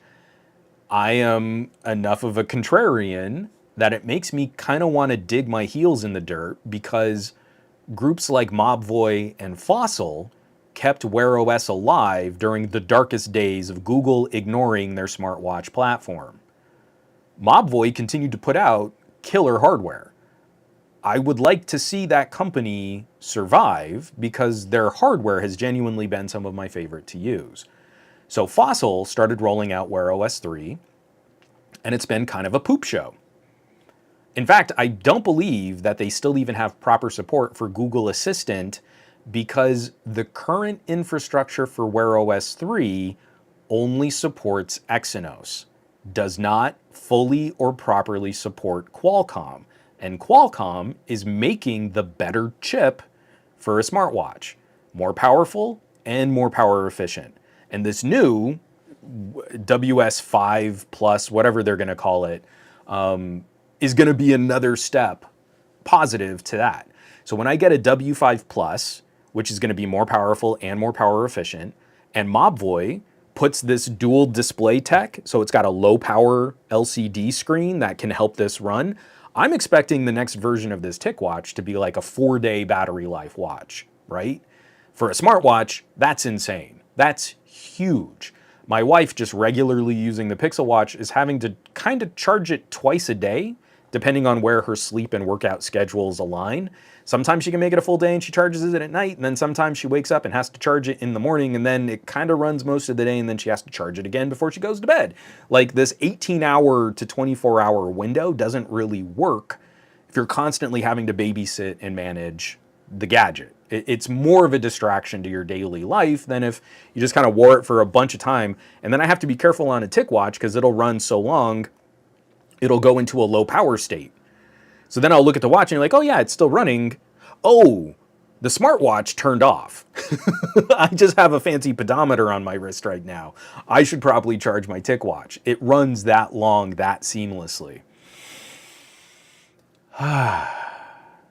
So, this new watch looks solid. It looks like a lot of what we've been asking for from looking at the Galaxy watches over the last 2 years.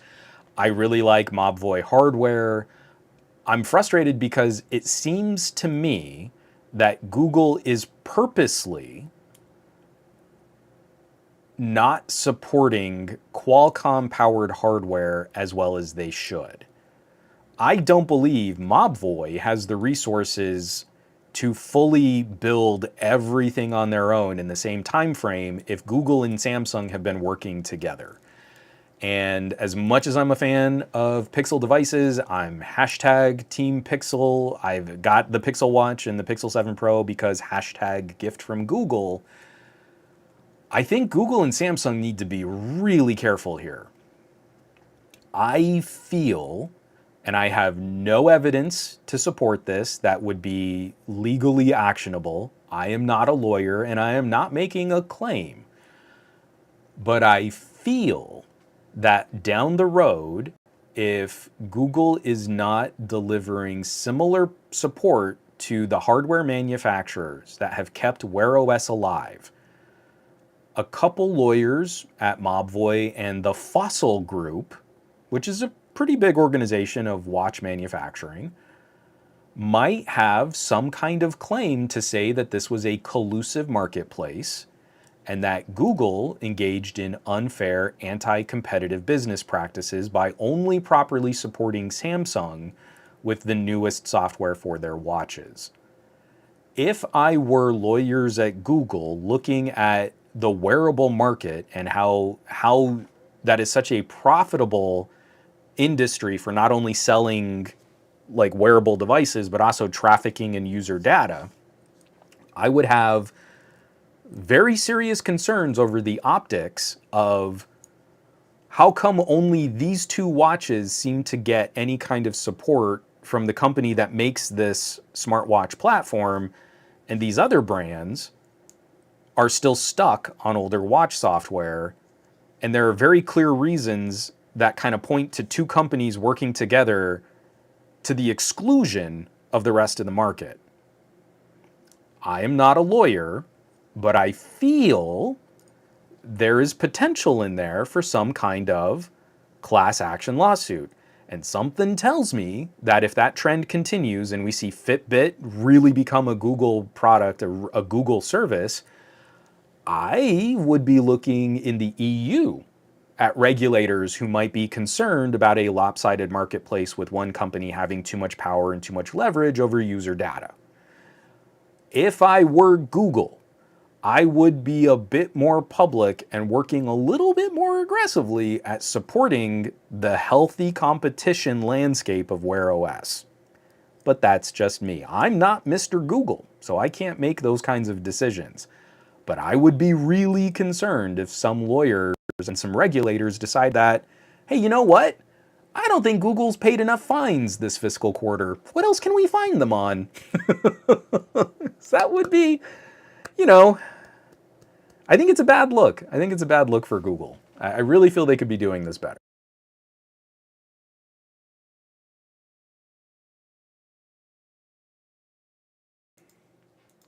Got a question here. Sorry, I just coughed in the mic again. Oh, wait, that's not what I wanted to highlight. From McCorcoran3, will Qualcomm stop making chipsets for watches? I think that is very unlikely. Wearables is still a good profit-generating sector. What this does, I think this does the most damage to Wear OS. You've got these little compute chips that can go into smartwatches. If another company wants to kind of invest in a software platform to run them and use like an RTOS, like you can get like a fair amount of good compute work done from some pretty open software initiatives to drive your own platform. I think that's what we're seeing for a lot of the international markets. You know, I love my Amazfits. I've got my T-Rex over here. It's kind of one of my fallback watches when I'm doing outdoorsy stuff and I'm riding my bike, and you know, I just want something that's going to give me passive notifications because I can't really interact as frequently. That thing's rugged and bulletproof, and it's built awesome. And it's an inexpensive watch that I won't feel too bad if I mess it up when I'm doing my rugged activity stuff or I take it out to the beach. I feel what's really going to happen is consumers losing what little interest they had in Wear OS. Because right now, consumers have no interest in Wear OS. They're interested in Fitbits, because that has momentum, and they're interested in Galaxies, because Samsung and marketing, and they're good watches. The Galaxy watches are good watches, but they're not invested in Galaxy Watch. It's just, oh, that's the Samsung watch that goes with my Samsung phone. It's an easy tie together, just like the Apple Watch goes with my Apple phone. If you want better competition, you need Fossil, you need Mobvoi really operating as best as they can to be these sort of little peripheral alternatives that people can see in other places to kind of verify that Wear OS is a healthy ecosystem. Fossil just came out with a new hybrid, and it doesn't use Wear OS, and it's kind of it's got mechanical hands for the time, and then it's got its own low power, I think it's an digital link interface. And if it had any ability to respond to notifications, I would be all over that thing. But it's just a passive notification service. So it's a lot like the TicWatch. The TicWatch has this passive LCD. The Fossil is taking us back to the Pebble. Digital Link is coming back. And guess what? You get phenomenally better battery life. So right now, earbuds, they're plateauing as a market, but there's still sales to be had there. Smartwatches, I feel like there's movement, but you're not selling more smartwatches. You're selling smartwatches to people who already have smartwatches.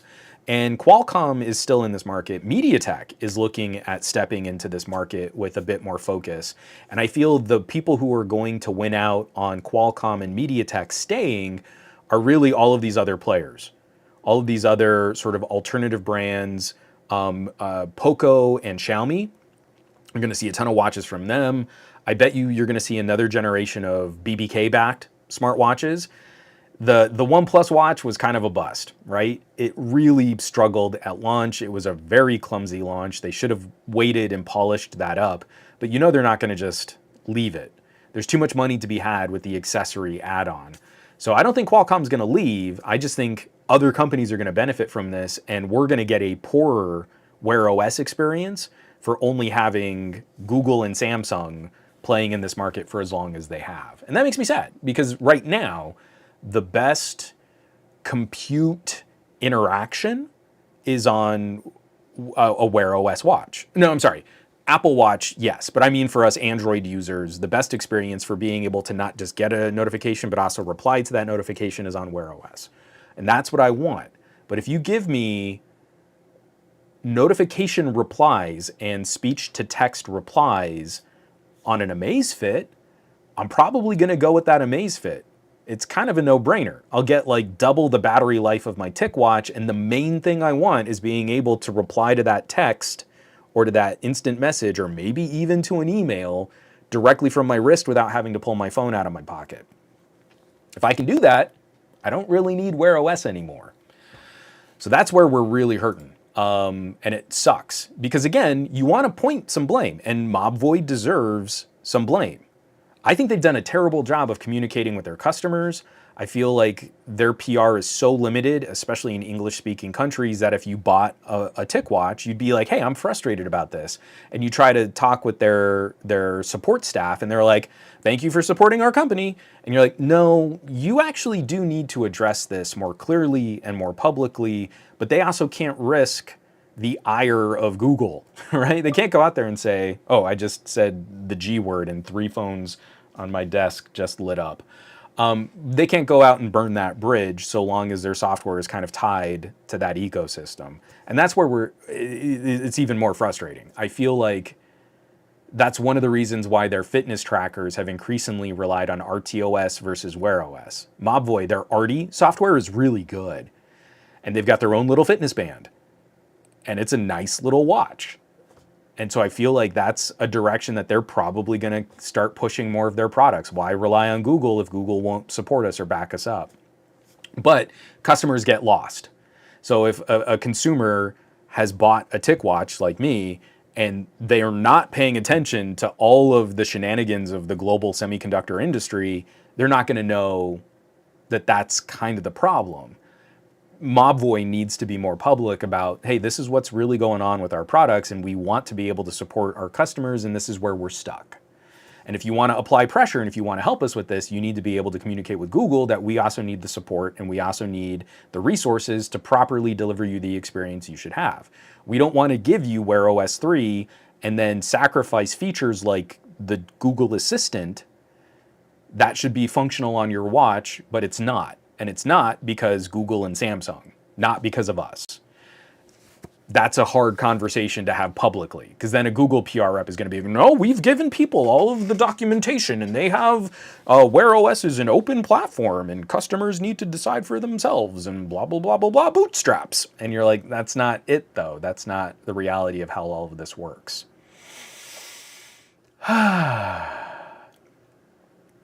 True Paxton, yeah, me too, but I know they won't. I wish Sony would try again. You know, there's something in like, could you imagine, like, I don't think it would be like a great audiophile experience, but like a Sony Walkman watch, LDAC audio to some XM4 earbuds paired directly with a good amount of storage. Like Sony used to make like portable MP3 players in earbuds. I have the Meb Keflexky, I can't pronounce his name, the marathon runner, edition Bluetooth MP3, not Bluetooth, they were just the MP3 players. They also made a Bluetooth version later. But like a Sony watch to pair with Sony earbuds is part of like a Sony ecosystem, and it's like a Walkman watch. So maybe it's not even running Wear OS. It's more of like, we're focused on your fitness and your tracking, but music and LDAC and really getting good high quality and blah, blah, blah, blah, blah. I'd love to see Sony do something like that. It's just highly unlikely they'll ever look at those kinds of accessories again. Yeah, see, Brian Glaze, exactly. That's what happens when legal has more power than the public relations department in an organization. Quote, but we gave them the documentation. I believe very, very seriously, Google dumped this like code on Mobvoi and said, that's Wear OS 3. Have fun, chief, and then buggered out. You're like, no, I need more than, oh, this is all for Exynos. Oh, okay, well, yeah, we'll totally start working on Wear OS 3, I guess. It's so frustrating. This is way more complicated than it needs to be. So I want to wrap up this week. We've been getting some good rumors and not just leaks, but like official corporate press releases coming directly from OnePlus. So I'm usually not like super into talking about leaks and rumors. I mean, we talk about them on this podcast frequently, but I don't like spending all of our time speculating on what a device might bring unless we're feeling really confident that there's something there.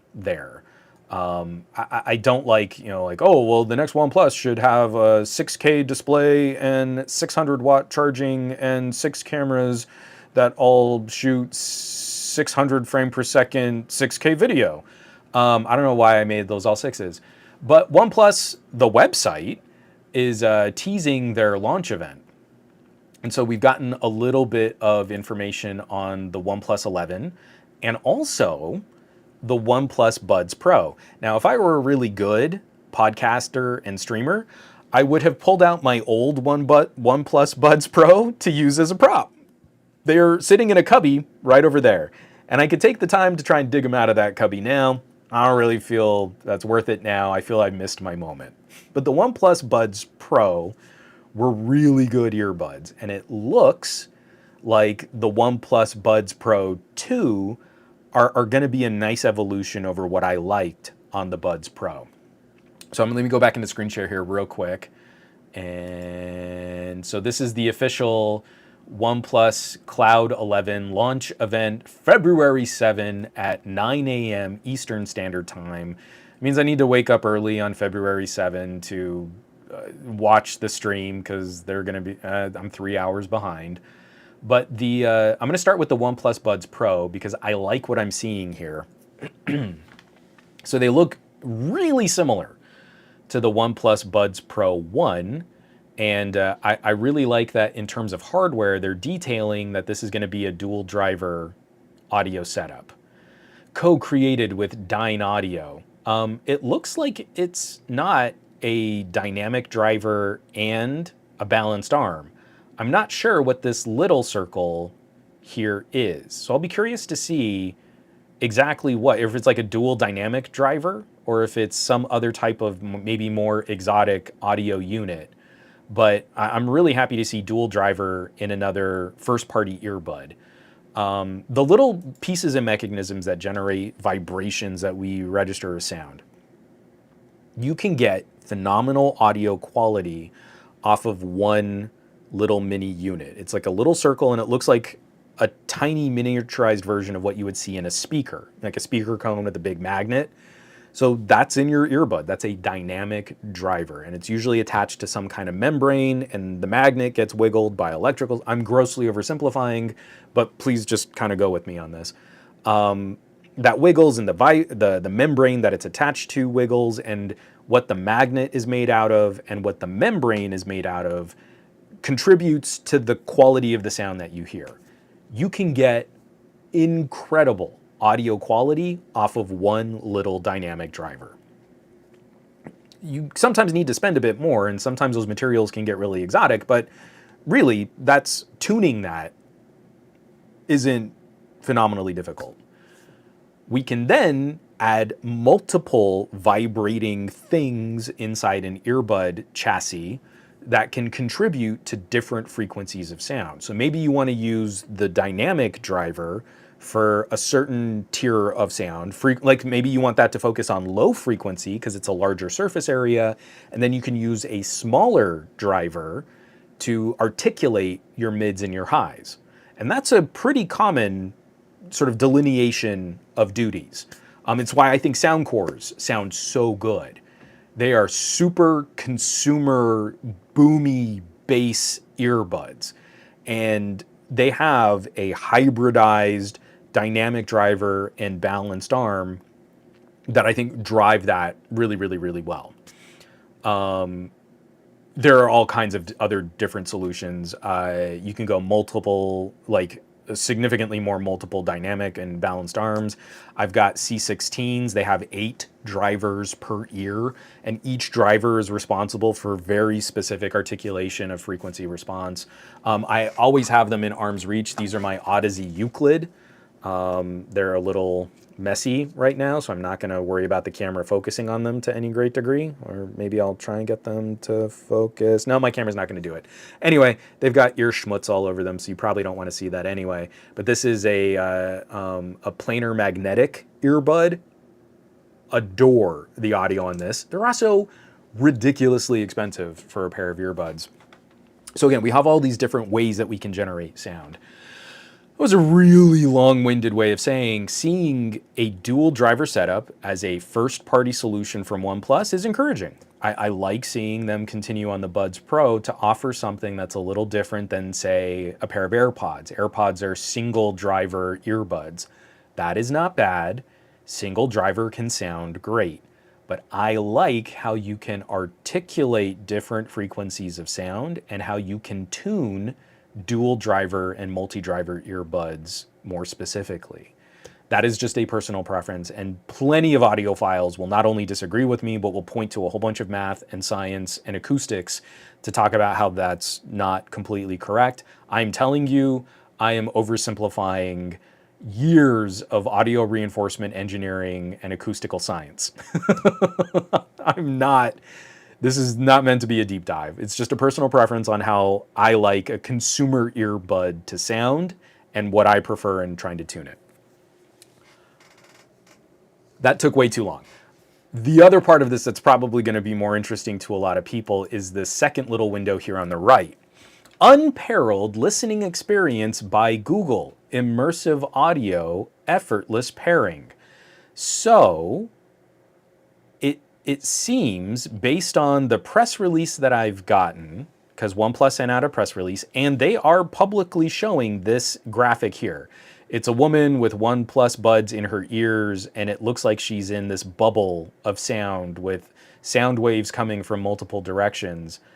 it looks to me like OnePlus is going to be the second company to start utilizing the built-in Android support for spatial audio.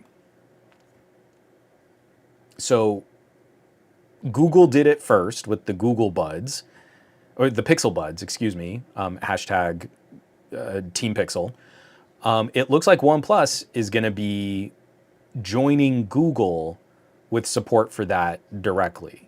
So where Samsung is going more proprietary with their Galaxy Buds, like if you want the bestest high-res audio experience, you have to pair your Galaxy Buds with a Galaxy phone. The Galaxy Buds will not support that high-res audio playback on another brand of phone. OnePlus isn't making or licensing their own spatial audio. It looks like they're going to be using the sort of standard Android version of that, which should hopefully help flesh out Google's audio processing across all of Android. So as new phones come out and new versions of Android come out on those new phones, we should at least have one flavor of spatial audio that we can all rely on. And then there can be little other flavors and permutations and other codecs, or if someone wants to get a little more boutique or a little more exotic. That's kind of a cool hook, especially for an earbud that I'm hoping is going to stay at a similar price, undercutting the AirPods Pro. The OnePlus earbuds might end up being one of the better AirPod Pro competitors, at least for the start of 2023. I've been playing with the NeuroTrue, that's running Qualcomm's newest flavor of aptX HD and aptX Lossless. I still love my Bear Dynamics. These are the Freebirds. These are the battery life champs.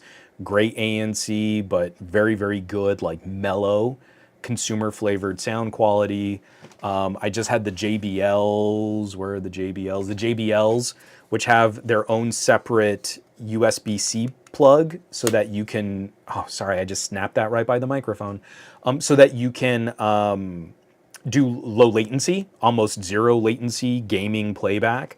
So now we've got a couple different flavors and a couple different solutions that are better targeted for someone's tastes. And on top of all of this, you can go and get like a Bluetooth DAC, like my BTR7, and plug in some exotic earbuds like my Audeze Euclid, and this is like the premier audiophile music listening solution for wireless. Oh, where is it? Do I not have it on my desk? Oh no. Oh, it's over here. I had it plugged into another phone.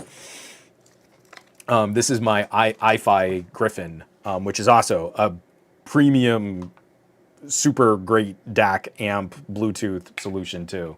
So Fio and iFi have been doing phenomenal battle with like audiophile grade portable audio equipment. So that's definitely something I think we should take a look at. We should keep our eye on for this launch, February 7. OnePlus Buds Pro 2 is a mouthful, and I hate it, the name of the product. But I've had really positive experiences with OnePlus Audio going all the way back to their neckbands. I still have a pair of OnePlus Bullets that charge and work great, multi-driver, great ANC, like.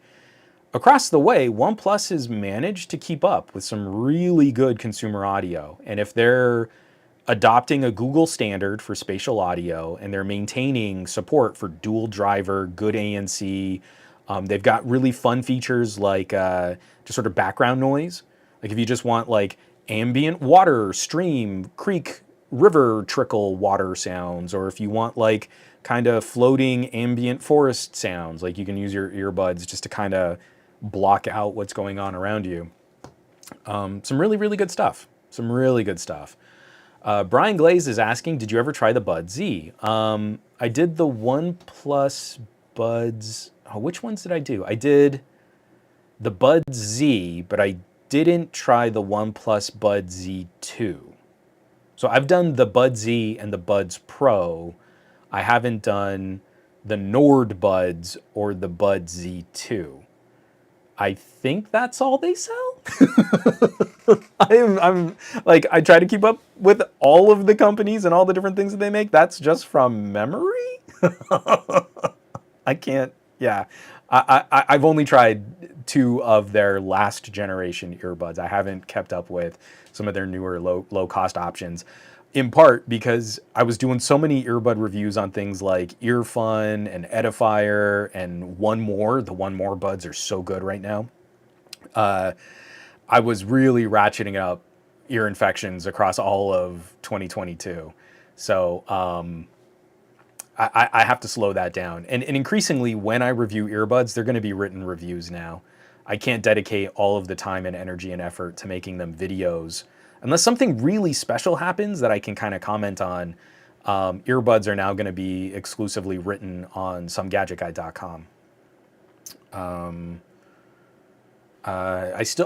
I still love my pair of wireless Z. I got them for $30, one of the most convenient things I own. They don't have multi-point, but the quick pairing button is so fast it's almost as good.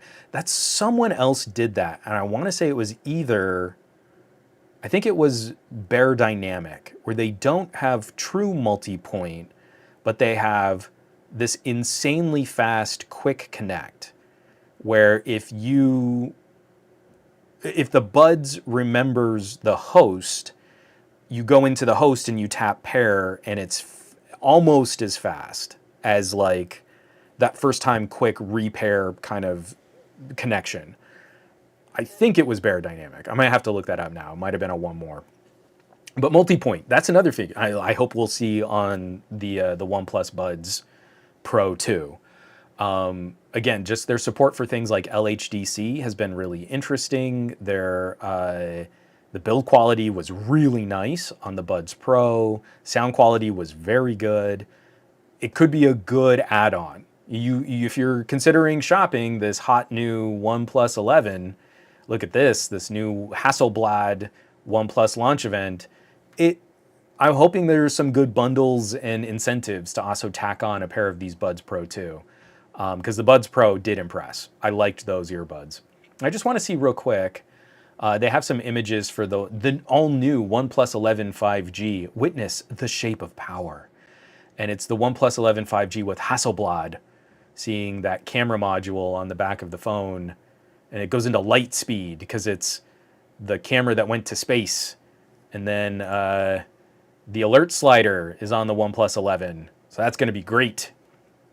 The return of an icon where you can mute your phone sounds. So we know that's going to be coming back. I wanted to highlight one rumor article that's here. This is coming by way of Android Police. The global OnePlus 11 won't charge as fast as its Chinese sibling. So we have detailed this rumor as a negative. And again, we'll have to see what happens, because this happens a lot, like internationally distributed Xiaomi products often ship with a 65 watt charger where they'll support 80 or 100 watts, sometimes 120 watts in China. Like my Xiaomi 12S Ultra shipped with a 65 watt charger. I believe that phone can handle 80 watt charging. Someone please correct me if I'm totally off. Here, let me get this scrolling down here. So I want to go back to the article. This is Android Police. The OnePlus 11 was officially unveiled in China this month, confirming many of the leaks and rumors we've been hearing. They're talking about all the specs and the battery. And in China, the OnePlus 11 charges at 100 watts. So instead of 100 watts, the international OnePlus 11 model will only support 80 watt Super VOOC charging, according to @SnoopyTech on Twitter. While indeed a step down from 100 watts, OnePlus's proprietary 80 watt charging has proven to be a plenty fast option for topping up your phone in less than 40 minutes, which is still way quicker than most of the top Android flagships that take power delivery chargers. So I just want to highlight this, because if you're that person who just knee-jerk reacts to the headlines in your articles, you look at that and you're like, oh man, one bust does it again. OnePlus just can't do anything right. They're saving a special version of their phone for China and everyone else is going to get garbage. Boy howdy, no one likes OnePlus. They fail all the time. Better just get a Samsung because it's going to be better. 80-watt charging is going to be roughly 3 times faster at topping off a 5,000 milliamp hour battery than anything Samsung has put out in the market on Galaxy Ultra phones. 80-watt charging is going to be the fastest charging standard in North America. The second fastest charging standard shipping directly to North America will be a Motorola with 67-watt charging. And the third fastest charging standard in North America is going to be another OnePlus with 65-watt charging. Apple and Samsung aren't even on the list with like 30-watt fast charging. Samsung's top charging spec is 40 watts, and a Galaxy Ultra can't even really support 40-watt charging. It usually scales it back down to like 25 to 30 watt charging, depending on how you measure the output of a charger. So I really feel like you could change this headline and have the exact same article, but with the positive spin of OnePlus 11 set to launch in America with fastest charging available to the United States. And it would be exactly the same article. You could point out, like, yeah, the Chinese version is going to get a faster charger, but this is still the best. So, you know, all that ire for one bust. I feel like consumers would probably want to know, like, hey, my phone's running low and I need to leave in 10 minutes, and I plug my phone in and it's almost full in 10 minutes. It's kind of a big perk. Like, it's not something you can do on an iPhone, even with like iPad chargers. Not going to charge that fast. And it charges a lot cooler than trying to force more wattage through power delivery.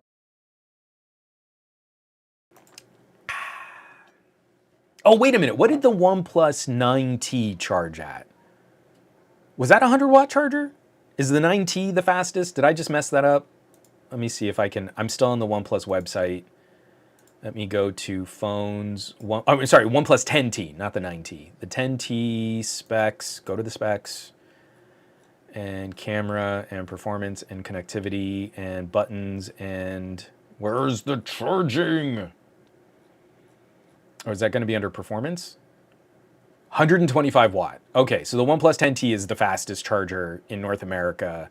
The OnePlus 11 will be the second fastest charger in North America. The Motorola Edge Plus will be the third fastest, and then the other 65 watt OnePluses will be the fourth through 10th fastest charging phones. So the 9, you're right, PP Joker, the 9 was a 65 watt charger. Because those are a bunch of the chargers that I've got around the house are the OnePlus 65 watt with 45 watt power delivery chargers. Those chargers are awesome. If you don't do anything else with OnePlus, buy one of their power delivery supported chargers. They're PD chargers. You can charge Chromebooks. You can charge sort of consumer grade laptops. I charge my Surface Pro 9. I don't use the Microsoft charger that often because I just have 65 watt, 45 watt power delivery chargers all over the house, thanks to the OnePlus 8 and the OnePlus 9. They're great. I don't know that this new charger is gonna have the power delivery support the same. I'll have to look into that. That's actually one of the things I want to know when this phone actually launches, is will it still support that 45 watt power delivery and give us 80 watt Super VOOC? Would be pretty sweet. It'd be disappointing if we don't have that. Whew. All right.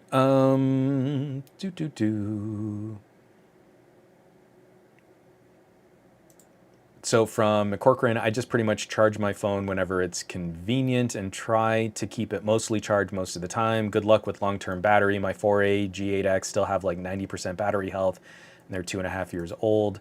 I think of a phone battery like a gas tank. The closer it is to fully charged, the better. I know this is controversial and hotly debated. I think everyone has their own feelings on what they should use or what they should want. I just feel like it's silly to complain about 80 watt charging in a market where the top two players can't really support half that charge speed. because I can always charge a OnePlus slower. I can pull out a Samsung charger and charge my OnePlus phenomenally slow. Just let it take all the time it needs to top off that phone, because Samsung chargers suck and I hate them. But when I need it, I can't charge a Galaxy Ultra, which costs hundreds of dollars more than what I think the launch price of the OnePlus 11 is going to be. I can't charge a Galaxy any faster. So that anxiety of being away from a charger is almost non-existent on a OnePlus. My OnePlus 10, I've got my OnePlus 10 Pro here. It's like 15 minutes. If I can find 10 minutes to keep a cable connected to this phone, I'm good for a day and a night. That's awesome. But if I wanted to kind of, excuse me, man, I got those coffee burps. They're awful.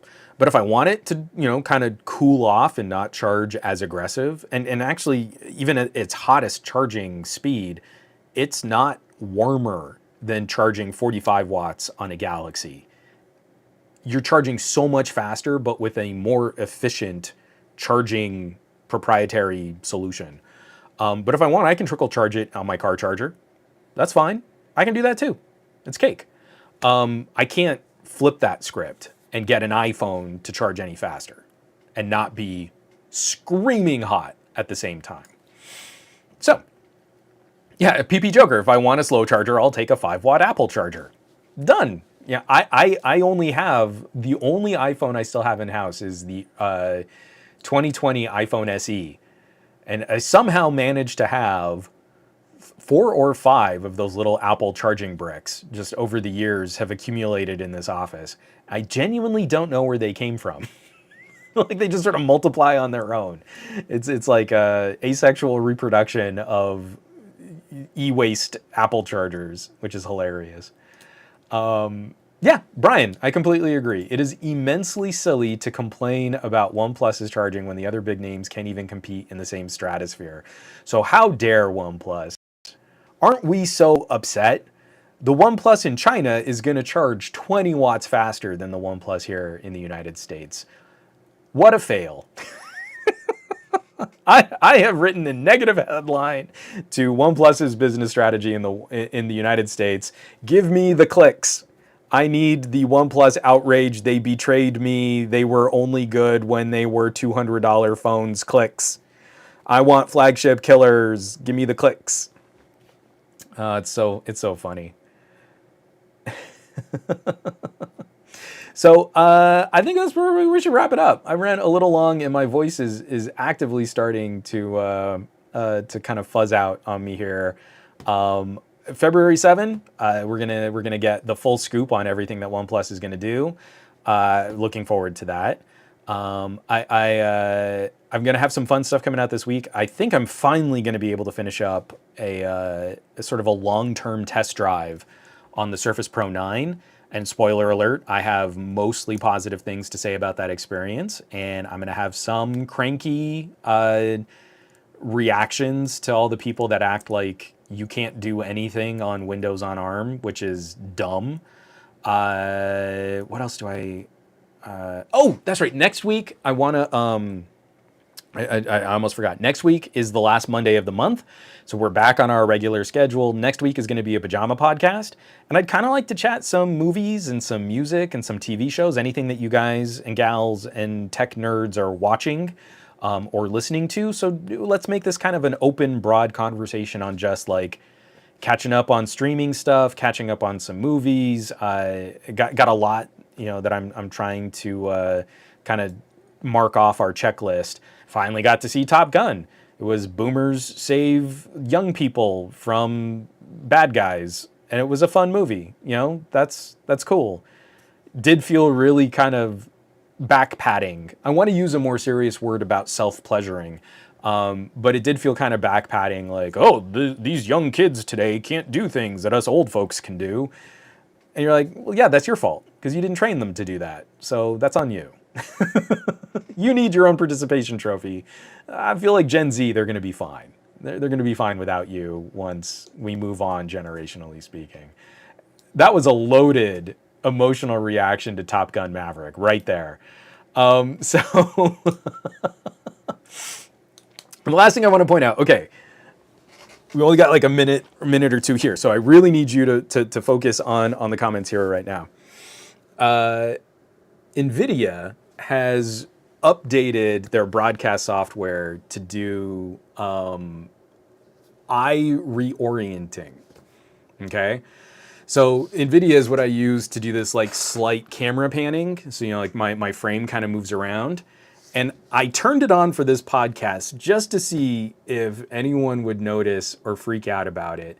But like right now, I am not looking at the camera. Right now, I am looking at my monitor, and the NVIDIA software has cut my eyes and has reoriented them to look at the camera.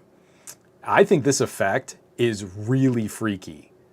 This is like uncanny valley, unsettling. I've been making so much eye contact with the camera in this podcast that it does not look natural to me. Because I've been reading off articles and looking at the chat and looking at, different sides of my monitor, and it keeps like popping and wiggling my eyes around. Like you can kind of see like look what happens. I'm looking at the same place, and it flicks my eyes from my monitor back to the camera. That is weirding me out.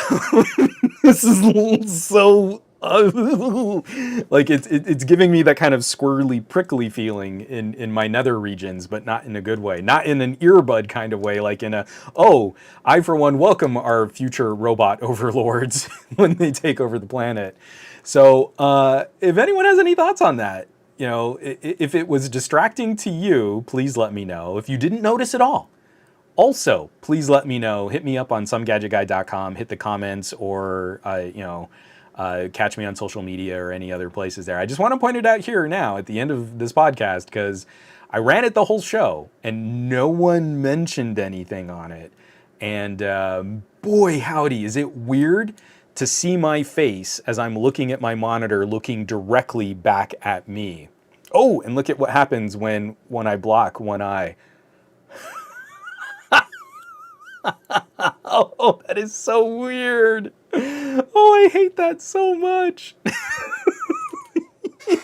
Oh, that's so gross. It's like someone's like scooping my eyeballs and moving them around. So, on that note, Dustadori, the name of the JBL Buds, JBL Quantum.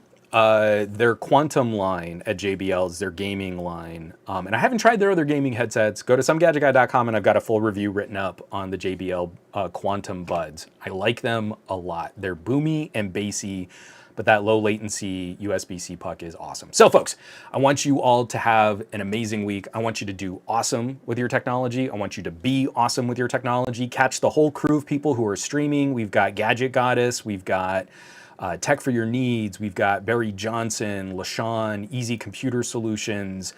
I don't know if Michael Peppertech is going to be getting back into his sort of rotation of interviews and streams. El Jefe Reviews is usually on Sundays. Me and TK will probably be streaming together. Ike Talks Tech. I mean, we've got so many great shows every single day of the week to have some really fun tech conversations. So folks, be safe. Take care of yourselves so that you can also take care of others. I'll catch you back here next week for another episode of the Monday Morning Tech Chat Show on the SGGQA podcast channel. Be safe, take care.